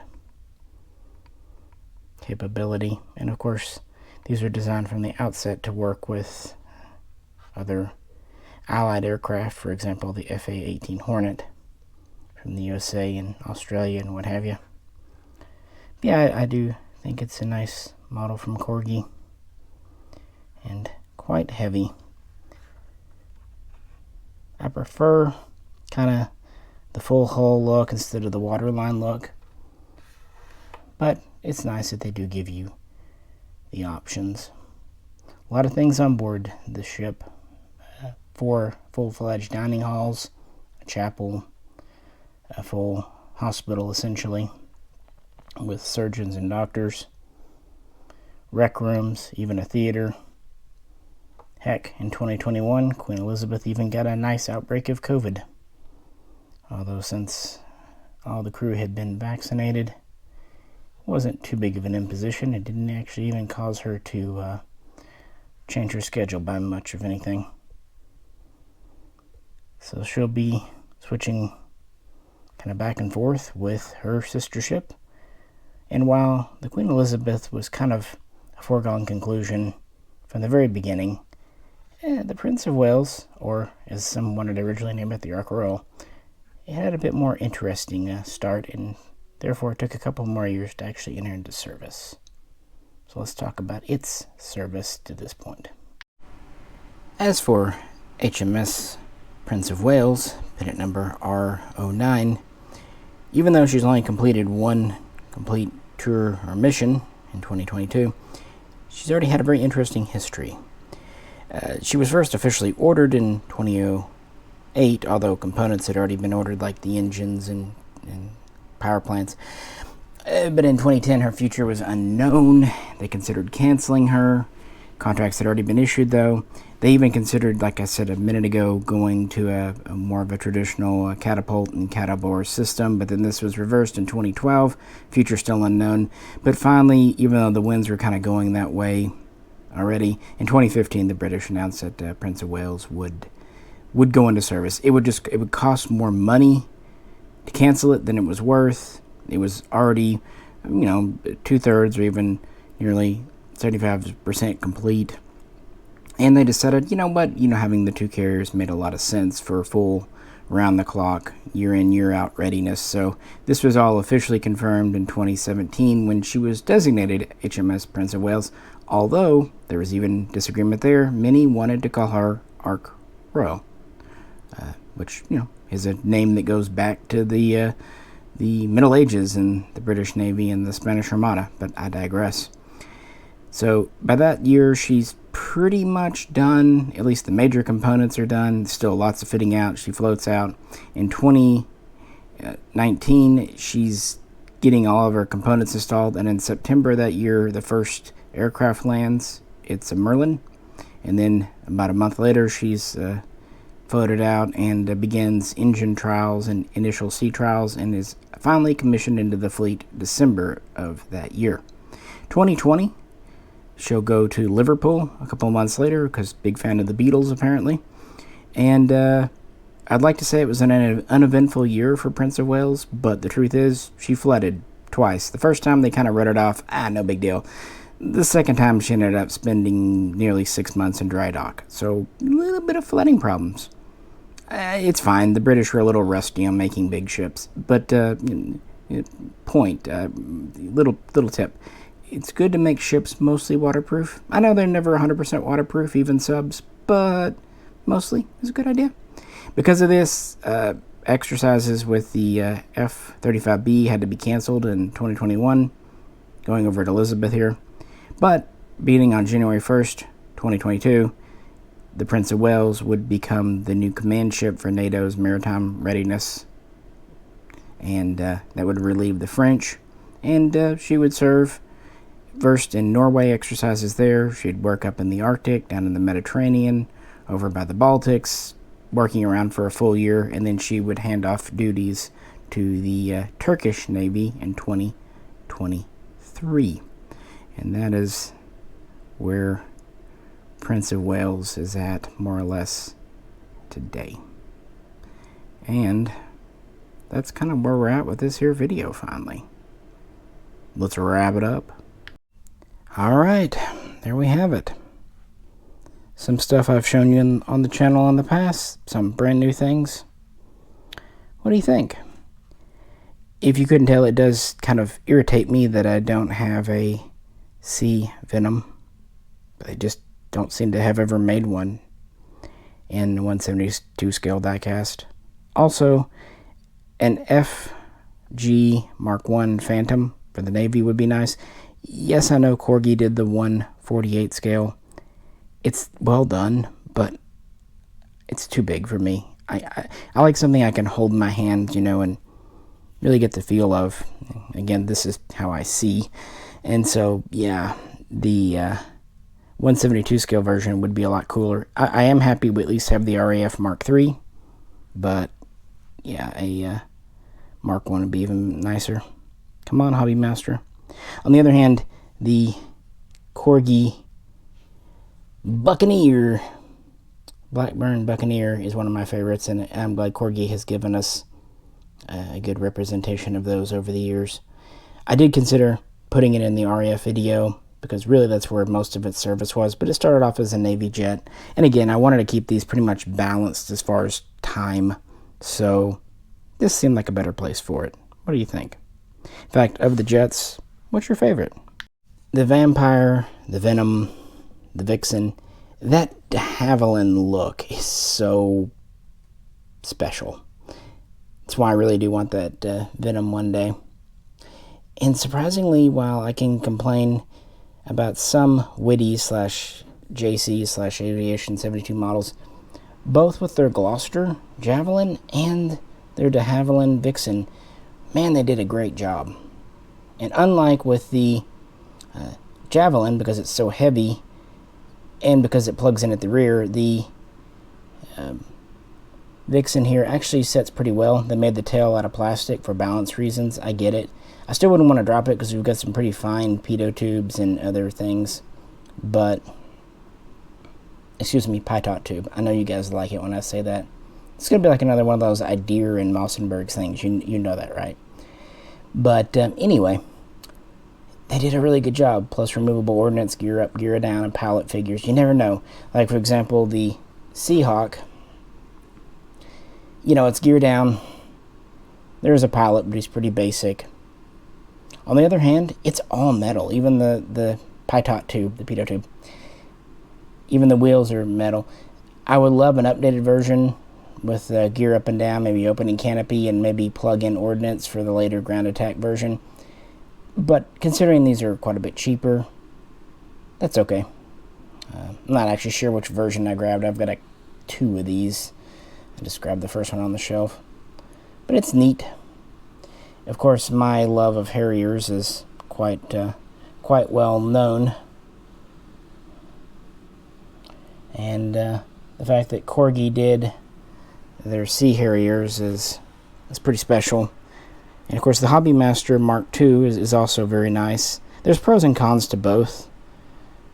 The Corgi feels more solid, and I do like that the nozzles rotate together on the Corgi. On the other hand, the Hobbymaster is more customizable and a little higher quality, frankly, but also higher money. And of course, as I said, I really did pick this one up for this video. I've been meaning to get another more modern external stores RAF or Royal Navy F-35. When I read that this did actually come with the ASROMs, the AIM-120s too, I had to pick it up. Yeah, I know, the M120 I should have in the internal bay, but my model, my rules, and it can carry it on the inner stations if it needs to. Hey, I left one bomb here, so yeah. But of these, I'd have to say of all the models, they're all neat, but my favorite is the Sea Harrier. I love that look. And I really want to say the Hobbymaster Mark II, but I'm not going to lie, the Falklands War look of the FRS Mark I from Corgi, it's great. Hobbymaster keeps promising us a Mark I, and they just keep pushing it back, so who knows if they're ever going to do it. One thing I don't know if I mentioned, for what it's worth, the Mark II was originally known as the FRS II instead of the FA2, and I wanted to mention the S was dropped because it lost the nuclear strike role. The R was dropped because it dropped the reconnaissance pod ability. That's why it changed. I mean, nomenclature changed, sure, but it went strictly to a fighter / ground attack, whereas the Mark I really was meant to do 3 or 4 roles, and they kind of specialized with the Mark II. And the Buccaneer, what a cool airplane. Probably the pinnacle of British naval aviation as far as size and what have you. Because after that, we start to see more and more co-op designs. As for the choppers, the commando version or cargo version of the Sea King is my favorite. I think I made that pretty clear. It's neat. The Merlin's cool. I'd like to see a slightly higher quality version. No shade on D'Agostini for this size and the cost. It was like $20. So can't complain about that. But it's not as nice as a Corgi. I really do like the links, especially the Army versions with the tubes on the side. But yeah, the commando version of the Sea King, again, Falklands War version here, it's just the coolest. The other ones, the Whirlwind, the Wessex, they're neat, but not a whole lot to say about them. They're just variants based on Sikorsky designs, and so is the Commando, but it really is kind of showing the British doing their own thing, which we really full culmination with the Lynx and the Merlin, and yeah, the Wildcat as well. Even though it's pretty stressful getting helicopters on and off the shelf and moving them around, I'm glad I did. I wish there was a way to store these with rotors folded. You can unplug the rotors, but then plugging them, unplugging them a lot of times gets them loose, and then it's like which rotor goes with, or which blade I should say goes with which helicopter. It gets confusing. I know realistically some of the naval versions would fold, but some wouldn't, so having all of them fold would be kind of plus you'd have a hinge pin. I get why they didn't do it, but man, for shelf storage it would be so neat. I could get a lot of helicopters on a shelf if it wasn't for their darn blades. Then again, they probably wouldn't fly too well. And of course, Corgi's Queen Elizabeth class carriers. I'm finally glad to show you the HMS Queen Elizabeth. The Prince of Wales has been in a couple of videos. I love them, but they need to do more because they just kind of stand out. They're the only ones in their series. But if they do Ark Royal, Eagle, Invincible, maybe even some others from World War II, or even some cruisers, some of the support craft would be kind of neat to put alongside them. Corgi do it because they did almost all metal, which is rare for die-cast ships. Usually the hull is metal, and then the deck and all that's plastic. But on these, really only the towers might even be partially metal. The deck is metal, and I believe the props are too. On the other hand, the Agostini ships cost $20, and these cost like 60 to 80. At least when I bought mine, I think I paid like 60 for the first one and 70 something for the second one. Honestly, yeah, for that money and this size, they need to be all metal. Because you can get a Forces of Valor, of course those are over 100 now, and they're bigger though, 1/700 scale. You get little movable parts and things. On the other hand, they're a lot of plastic. Really only the hull on those 1/700 scale are metal. I get it though, plastic's better for detailing. But no, I just wanted to give credit to the Royal Navy, and by extension, the Marines, but also, yeah, the Royal Air Force, the Joint Strike Force, whatever the current name is. Hey, I'm not British. From Arkansas. So, yeah. Good job, Heavy Master. What do you think? What's your favorite plane and helicopter? And also, what's your favorite kind of era of British aircraft carrier? World War II, Cold War, Falklands period, which is still, of course, Cold War, or the new period, but they're back to sea. I'm very happy that the British Navy, which has kind of been the world's preeminent navy for over half a millennium, has regained. I mean, they're going to work alongside the U.S. with its carriers and super carriers. That makes sense, but they're a vital part, and they've fought alongside us and worked with us throughout the years. And so, yeah. I also think they're more sensible going to a smaller, smarter carrier with a smaller crew and not going nuclear. I have worries about America's carriers getting so big and kind of becoming big targets in the process, but that's neither here nor there. With that, I'm tired and hungry, so I'm gonna wrap this up. Also, I need to get ready for some things this holiday weekend. Not exactly I guess I did do a lot of labor, so we'll call this my Labor Day video because a lot of labor went into it. Alrighty guys, this is Misha, and I'll catch you very soon.